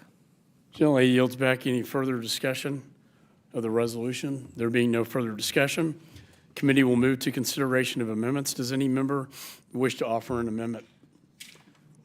There being no amendments, I now move that the committee report H.Res. 377 to the House with a favorable recommendation. All those in favor signify by saying aye. Aye. All those opposed signify by saying no. In the opinion of the chair, the ayes have it, and the motion is agreed to. Without objection, the motion to reconsider is laid on the table. Staff is authorized to make any technical and conforming changes. Pursuant to notice, I now call up H.Res. 272, calling on the government of the Russian Federation to immediately release United States citizen Paul Whelan. The resolution was circulated in advance, and the clerk shall designate the resolution. H.Res. 272, resolution calling on the government of the Russian Federation to immediately release United States citizen Paul Whelan. Without objection, first reading of the resolution is dispensed with. Resolution is considered as read and open to amendments at any point. I now recognize myself for a brief opening statement. Paul Whelan was arrested and charged with espionage on December 2018 in Moscow, was held for 19 months in pretrial detention. He's a U.S. citizen and a former Marine. Prior to his detainment, Paul was living in Novi, Michigan. On June 15, 2020, Whelan was convicted and sentenced to 16 years in a Russian labor camp. No real evidence of Paul's guilt was ever provided. Defense witnesses were excluded, and he was denied a fair trial. It took the chief judge 1 minute and 20 seconds to reach his verdict. He remains behind bars in Russia to this day for a crime he did not commit. Mr. Whelan has been designated as wrongfully detained by the U.S. State Department since the designation was established by law in 2020. Russia has also failed to provide regular access to Paul's lawyer. Paul has not received adequate medical care while in custody. Russia's hostage diplomacy must not be tolerated. We must do everything we can to bring Paul home. We will not forget Paul or any other American wrongfully detained in Russia. And Mr. Putin must stop using innocent Americans as diplomatic pawns and release them immediately. Is there any further discussion of the resolution? The ranking member, Mr. Meeks, is recognized. Thank you, Mr. Chairman. I support this measure and regret this is now the third Congress in a row during which we must mark up and move it to the floor for consideration. Russian authorities wrongfully detained Paul Whelan, an American Marine veteran, 1,600 days ago on baseless charges. For more than 4 years, Paul has endured persecution, denials of his lawful rights, and the withholding of medical treatment while the Kremlin seeks to use him as a pawn for political gain. For the third time, we are marking up this resolution, calling for his release and expressing solidarity with Paul and other Americans wrongfully detained abroad. Like Evan Gershkovich, whose resolution we just marked up today. And Paul's only crime is being an American. And his government must do everything it can to secure his freedom. We must continue to demand that the Russian government forego this horrific practice of using the lives and freedoms of American citizens as political bargaining chips. We must continue to raise their cases at every available opportunity, and we must continue to support them and their families until they are finally reunited. So, in closing, I strongly support this resolution and restate my hope, my prayers, and desires that we can work together to pass additional legislation to help wrongful detainees and their families, but most importantly, get Paul and Evan and other detainees home. I yield back the balance of my time. Gentleman yields. Any further discussion of the resolution? Mr. Keating's recognized. Thank you, Mr. I'm sorry, Chairman. No, go ahead. Mr. Wilson. So in order, yes. Yeah. Thank you, Mr. Chairman. Paul Whelan is yet another innocent American citizen being held hostage as a victim of war criminal Putin's weaponization of the courts to subvert justice, which also abuses the people of Russia itself. Paul Whelan is a veteran who has been held since 2018. The State Department has even declared him wrongfully detained by the Putin regime. The Biden administration must do more to free Paul Whelan. It is inexcusable for Americans to be detained abroad without cause. Today marks the 1600th day of the wrongful imprisonment by war criminal Putin.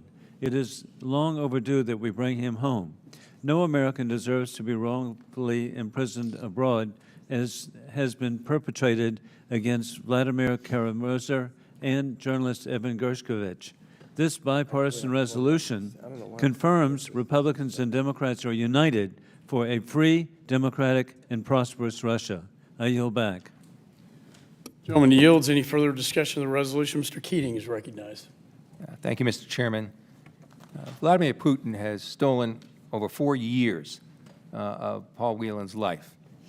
And he's done so just to use him as a human pawn for his own vile purposes. This is all part of Putin's folly of how he can combat freedom and democracy in the world. He doesn't understand that in a free world that people should have freedom of movement, whether it's going to someone's wedding or whether it's just walking down the street and being the wrong person at the wrong time, or the freedom to legally pursue your vocation, like reporting the news. He doesn't understand that in terms of freedom, that's something that cannot be contained. You cannot put ideas and values and contain them within cells. You cannot put them behind bars and pretend they don't exist. Putin will ultimately fail in this process. In the meantime, it's important for us here in a land, in a country that appreciates, cherishes, and defends democracy and freedom, that we speak up for Paul Whelan and for all those that are illegally detained by Putin's criminal and abhorrent behavior. I yield back. Gentleman yields. Any further discussion of the resolution? There being no further discussion of the resolution, the committee will move to consideration of amendments. Does any member wish to offer an amendment? There being no amendments, I now move to the committee report H.Res. 272 to the House with a favorable recommendation. All those in favor signify by saying aye. Aye. All those opposed signify by saying no. In the opinion of the chair, the ayes have it, and the motion is agreed to. Without objection, the motion to reconsider is laid on the table. Staff is authorized to make any technical and conforming changes. Pursuant to notice, I now call up H.R. 1176, the Taiwan International Solidarity Act. The bill was circulated in advance. The clerk shall designate the bill. H.R. 1176, a bill to amend the Taiwan Allies International Protection and Enhancement Initiative Act of 2019. Without objection, first reading of the bill is dispensed with. The bill is considered as read and open to amendment at any point. Is there any discussion of the bill? Mr. Connolly is recognized. Let me say, Mr. Connolly, I know you weren't here at the beginning, but we extended our sincere sympathy to your staff for such a useless act of violence that should not be tolerated. I want to thank you and the ranking member for your consideration. It's obviously a shocking event and traumatic for our staff, and going to be a while recovering. And I think I've been so impressed with the outpouring on both sides of the aisle, including a conversation both with Mr. Hakeem Jeffries and Kevin McCarthy. And I really appreciate that, and I know my staff does as well. It's a risk we take, but it's a risk we shouldn't have to take. And certainly our staff shouldn't have to be experienced. So I very much appreciate the sentiments, and I had it reported to me, and thank you. Mr. Chairman, I'm going to be real brief on this. This is an opportunity to make sure that Taiwan has an opportunity to participate in and contribute to international organizations, especially specialized international organizations like the WHO. Taiwan has developed expertise in so many fronts, and the world can benefit from that, and it makes no sense to impede it. The People's Republic of China has used as a pretext the normalization of relations and the recognition of PRC as the legitimate government of all of China to block Taiwan. And I think that is in contravention of the intent of Congress with respect to the Taiwan Relations Act. So this bill is designed to correct that situation. I appreciate the fact that it's bipartisan and hope we can quickly come out of this markup in that bipartisan spirit and help Taiwan make its legitimate contribution without the impediment of the People's Republic of China. That's what this legislation is designed to do, and I yield back. Gentleman yields. I strongly support this this resolution, this bill, I should say. 23 million people in Taiwan do not have a voice in international organizations. As the gentleman pointed out, the Chinese Communist Party has blocked Taiwan's participation in the United Nations, WHO, and other international organizations for decades. This hurts all of us. As we saw with their aid during COVID, Taiwan has a lot to contribute to the global issues. This legislation amends the 2019 Taipei Act to clarify that UN Resolution 2758 does not address the issue of Taiwan's participation in the UN and related organizations. UN Resolution 2758 merely states that the People's Republic of China, not the Republic of China, will sit in the China seat at the United Nations. It says nothing about membership for Taiwan or representation of its people. We do not stand for CCP propaganda that falsely claims that this resolution bans Taiwan from having a voice at the United Nations. This legislation also instructs the United States government to use the voice, the vote, and the influence of the United States to resist CCP propaganda at international organizations and to promote Taiwan's participation. I just came back recently from a trip to Taiwan, but President Tsai saw the enormous stress that that island is under from aggression from its neighbor to the north in Communist China. And we saw an act of bravado with an armada surrounding the island and fighter jets. And I know Mr. Meeks had a similar experience with former Speaker Pelosi. But we won't let that intimidate us. We will stand with Taiwan. With that, is there any further consideration? Mr. Wilson's recognized. Thank you, Mr. Chairman. And indeed, it is so refreshing to see Republicans and Democrats working together. What an honor to be associated with the former president of the NATO Parliamentary Assembly, Jerry Connolly, and working together to promote the freedom and independence of Taiwan. And I was born with a real appreciation of the people of China, the people of Taiwan. My father served in the Flying Tigers during World War II. He served in Kunming, Chengdu, Xi'an. And as I was growing up, he told me how hardworking the people of China are, how capable and how inspiring the people of China are, and his affection for the people of China. And so that extended, of course, to mainland and to Taiwan, and then with visits that I've had to Beijing, to Shanghai, to Hong Kong, to visits last year. I had the opportunity to visit in Taipei. It's inspiring to see the development of the country, but being held back by the Chinese Communist Party. And again, this resolution is one in favor of freedom and independence of Taiwan, 23 million people who deserve to have their independence. With that, I yield back. Gentleman yields. Any further consideration? Mr. Meeks, ranking members recognized. Thank you, Mr. Chairman. And I just want to reiterate to Mr. Connolly also, we did say something at the beginning of this markup, but, you know, I can't help but feel your spirit, Mr. Connolly, as I look into your eyes all day, and the hurt in your heart about what took place of staff members who were just dedicating their lives to help. They're just in the office to help other constituents, you know, to help people. That's what they're there for, to have someone to come in there to commit such a violent act is just incomprehensible. And you know, I admire you still being here today, despite it all, to deal with this important amendment. But our hearts and our prayers are with you and your staff members. I support this measure, and I want to thank Representative Connolly for his leadership in introducing this critical piece of bipartisan legislation which strengthens the foundation of the Taipei Act of 2019. Taiwan, a vibrant democracy and a valuable friend to the United States, has proven itself to be a responsible stakeholder on many accounts. The island has long been a force multiplier for good, leveraging its expertise and leadership to advance cooperation and solve global challenges and contribute to regional stability.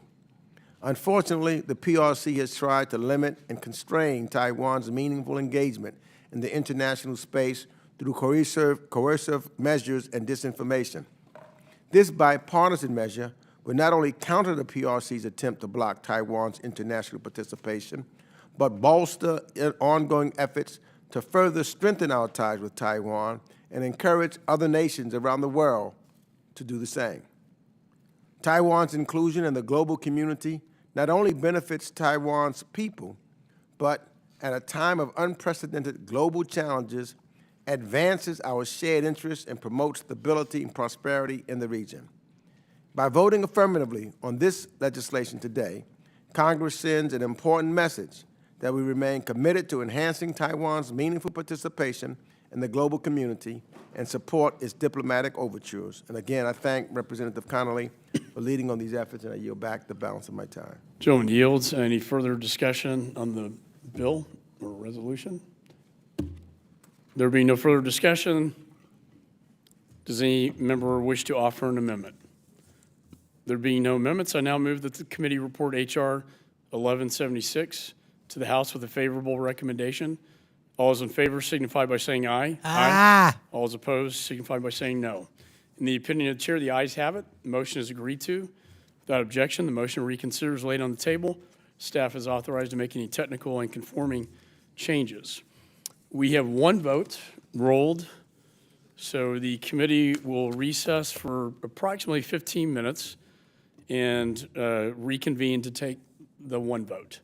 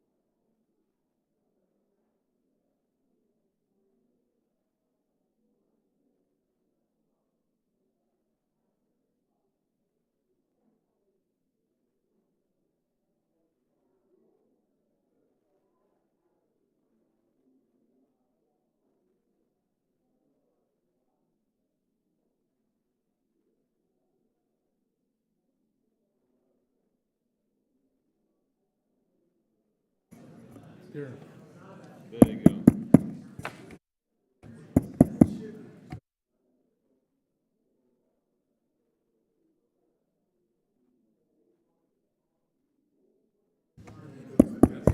Yeah.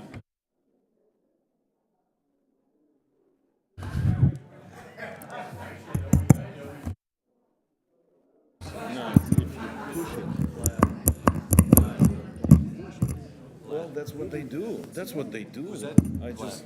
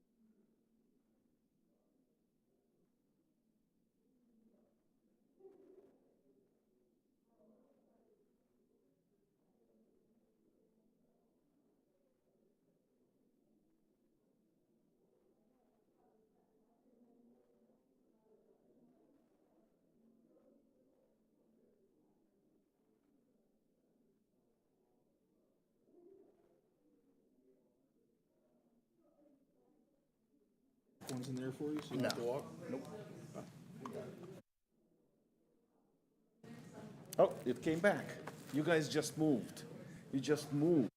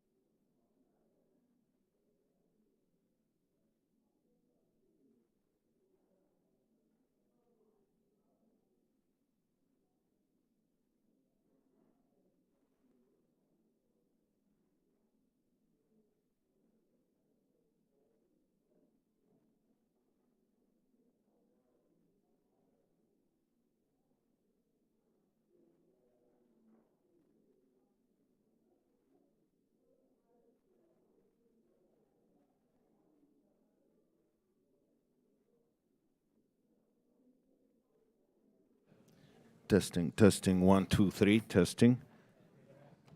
Testing, testing. It's not as loud. Testing, testing, testing.